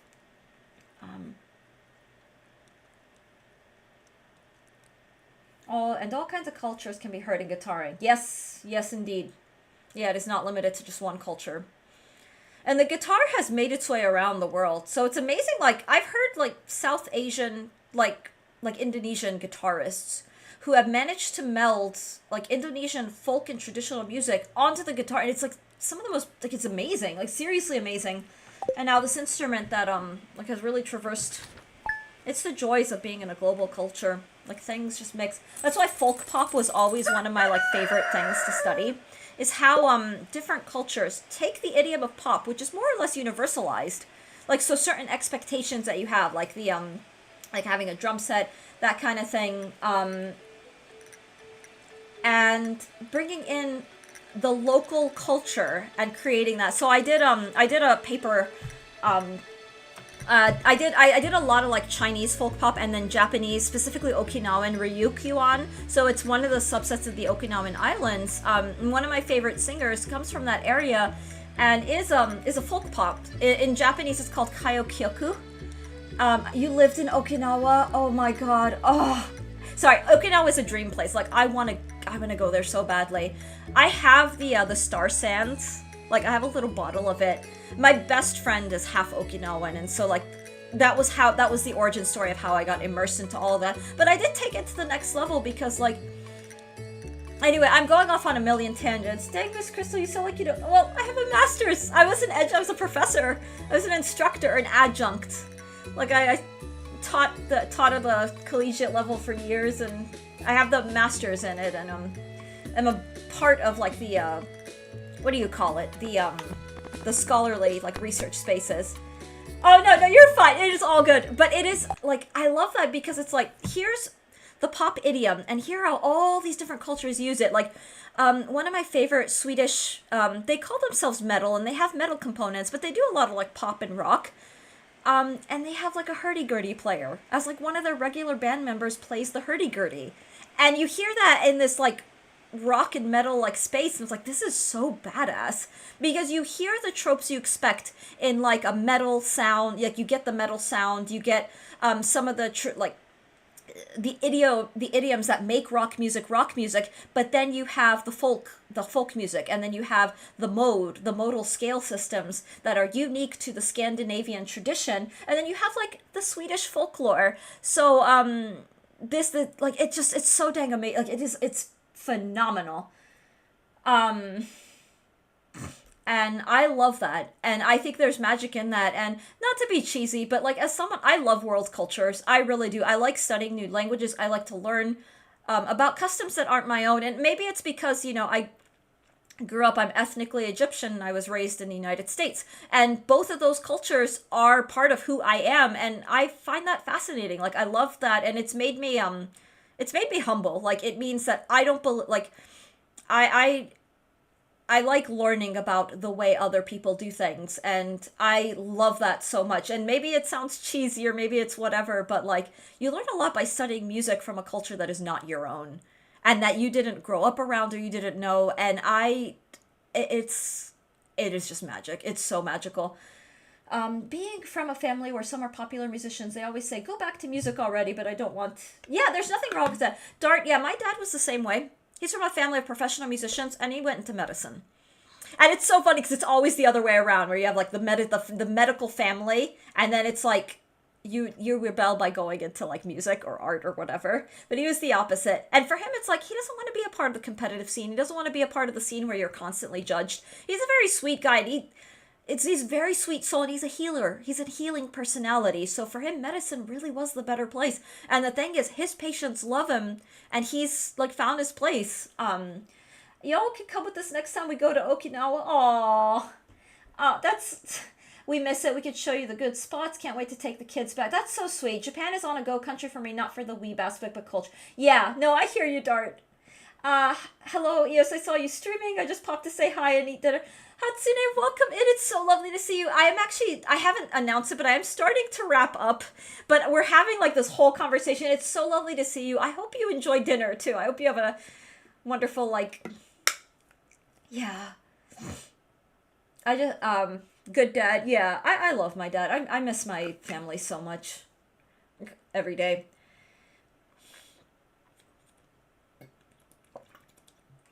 But these outro, yeah, we do that a lot here. But the thing is, like, I love these conversations, and I don't like ending them. Like, they're really fun, and they're really engaging, and I don't know. You all are lovely to hang out with. Thank you for coming by, like, Hatsune as well. But yeah, oh my god, my throat is kind of sore and burning. And I want to rest it, because I do want to try to practice. I want to try to see if I can, woodshed that aria. Excuse me, everybody. This was fun. This was a blast. Like, oh my god, what a stream. I don't think we did much. Yesterday was like the productive day. Like, we did a hell of a lot. So I love these kind of days where we just sit and, yeah, have the yap streams. Those are great. Aria practice. But I'm gonna go grab some lunch. I'm gonna go rest my voice, maybe get some tea, and then see if I'm able to do any singing. I think no raid today, just because I need to head out and do all the stuff and get some stretching in. But you guys are awesome. Seriously. Yeah, streams are a vibe. This has been such a blast in all the best ways. Thanks for stream. Was fun. Thank you for being here, Dart. Thank you for being here. And I appreciate you. I think you're here every single day. And that means the world to me. It really does. And it's not to say, like, if you can be here, great. If you can't, that's also fine. But, Dart, there's something to be said for that kind of, it's nice. It's cozy. It's always lovely to have you here. Monarch, thank you for being here. Happy to see you up to talk. Yeah, Dusk Chan, it's been fun. It's been super fun. All right, guys. I gotta go.